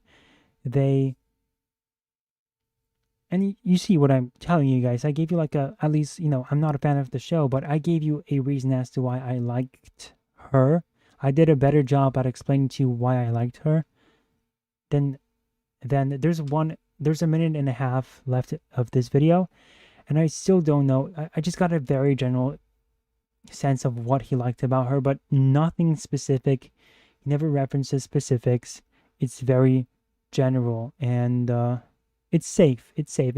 If he doesn't give examples, he's not committing himself to explanations. Well, he is in general, but if somebody pushes on it, it's if he explains stuff, right? Somebody else can verify it if you understand what the series was trying to convey in those scenes.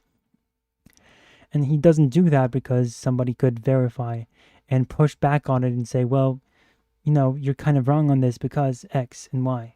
But you see what he's kind of like, his whole thing is here. right away. I actually liked her optimistic and innocent attitude, and credit to Ella Purnell for a great performance that showcases both strength and vulnerability. Give me a few more characters like this and I might just start to rethink my opinion on modern entertainment. If I had to level a few criticisms at the show, I'd say that Yes, the bargaining approach to movie criticism. It's it's like they bargain with, oh, you give me more of these sort of characters, therefore I'll change my tune on this whole approach. It's silly. It's like sometimes there's more to these series than just checking a checkbox of, okay, this is a female character that's supposed to represent female empowerment, therefore it's a negative. There's more to it, and I think it's very one-dimensional to do that, because what happens if that's not the case? But then you don't have the, let's say, the female annoying empowerment character, but you have something else that's on the deeper level more disturbing, like the Barbie movie, for example. But I guess that would be sort of like an example of empowerment female characters. But even if you didn't have that movie trying to do the female empowerment route, even then you would have so many issues. And I guess according to the Critical Drinker, that would be fine, as long as it would not have all these other aspects. His way of thinking is essentially the bargaining approach. And it's always sets you up for failure, because even at a certain point you will realize that, yes, these shows are about something else as well. It's not just about this one thing that keeps happening. It's not just about the tropes, the progressive tropes. It's about like the message and how you kind of map out the message. And so what he'll then end up doing is he'll end up shifting the goalpost, which is never a good look, because then you make it seem like we're the ones moving the goalpost instead of just making it very clear outright that it's not just about the superficial, oh, she's a powerful female character. It's about something more than that, which is a foul depiction of women in media, who most of them are not supposed to be these strong female characters, even though they might be likable. It's not just about creating a likable, powerful female character. Sometimes it's just about writing a woman that is believable, and most of these characters are not by any means. But I think Lucy, she's fine. I like her. the world building is probably going to be pretty But you see where it could lead you, that sort of thinking. impenetrable to non-gamers. There's a Like the leaders, for example, the whole approach with like, oh, there's a black leader here and a leader here, there, a female character who's the leader here. It's like, why don't you talk about that, huh? Again, because it doesn't fit in those terms that he's put them in, because he kind of he put himself into a corner.